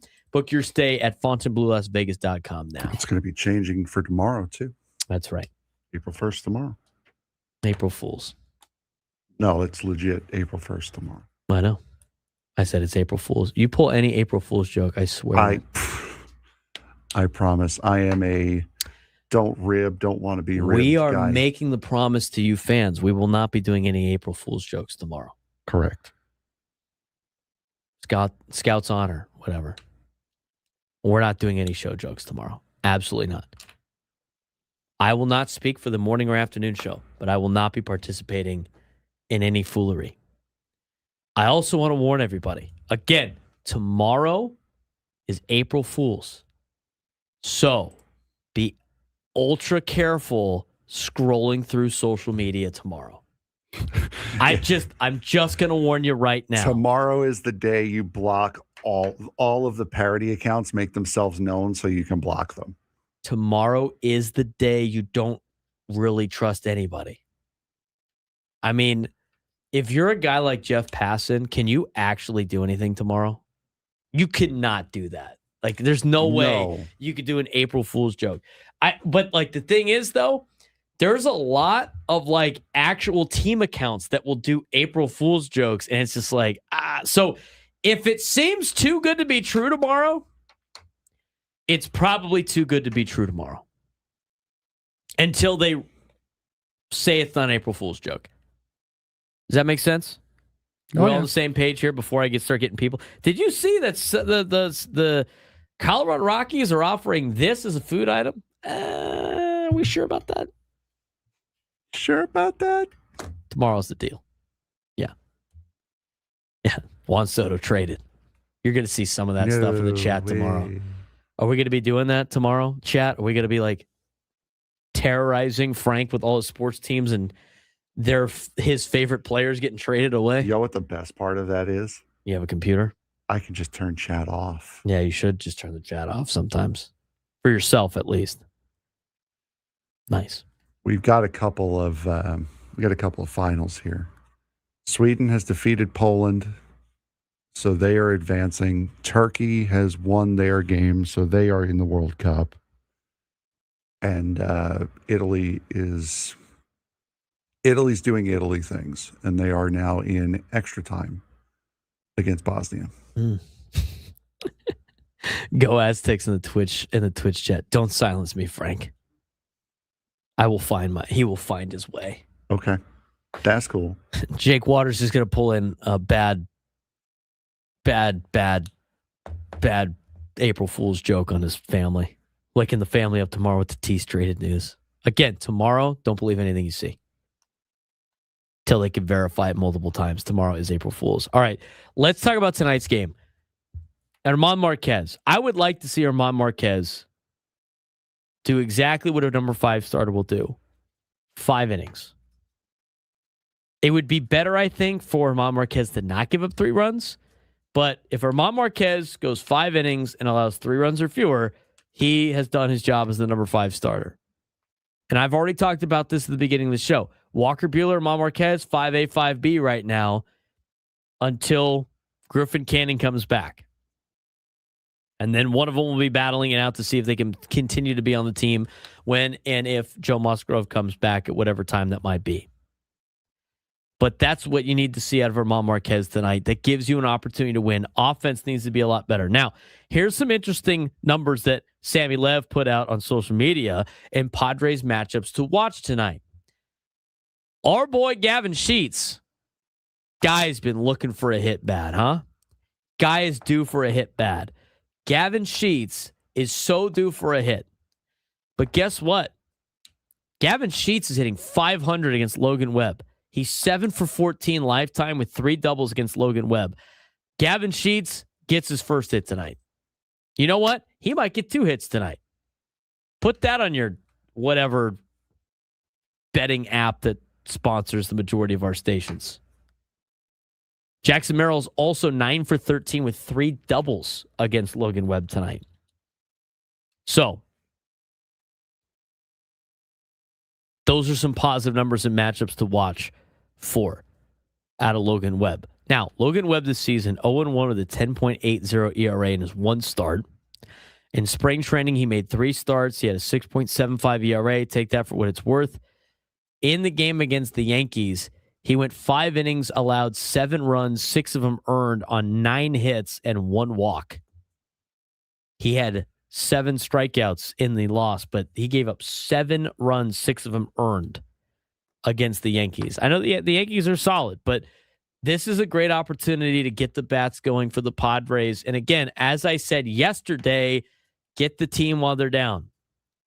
You knew the Giants were going to get a win here in San Diego. They were due for a win after getting swept by the Yankees. They had only scored 1 run throughout that series. They have 4 total runs on the year. And again, the top of the order did not do any damage yesterday against Padres pitching. The bullpen was great. Walker Buehler was okay. They need to get the offense going. The middle part of the order needs to get going. The stars need a star. They got to be able to get more than 3 hits off Logan Webb. I know it's the number 1 starter for the Giants, but he has not looked that great. He did not look that great in spring training. Take that for what it's worth. He also, Frank, did not look very good in the WBC for Team USA, and then he got shelled on the first day. So maybe this is a situation where you can capitalize on facing Logan Webb this early in the season, coming off of a WBC performance. But overall, I want to see German Marquez go 5 and 3 runs or less. I'd like to see the offense get 7 to 9 hits tonight. And I think if the Padres are able to get 4 runs, I think they win. If they could get Logan Webb out of the game quick, I think they definitely win. You turn this into a bullpen game, Padres are going to be in control. Again, the other thing, too, with last night, bullpen shoved against the Giants, and that was like the 3 not as great arms in this loaded Padres bullpen. You have your back end ready to go tonight. I think the Padres even up the series 1-1. Have we gotten a lineup yet? I don't think so. I haven't seen one yet.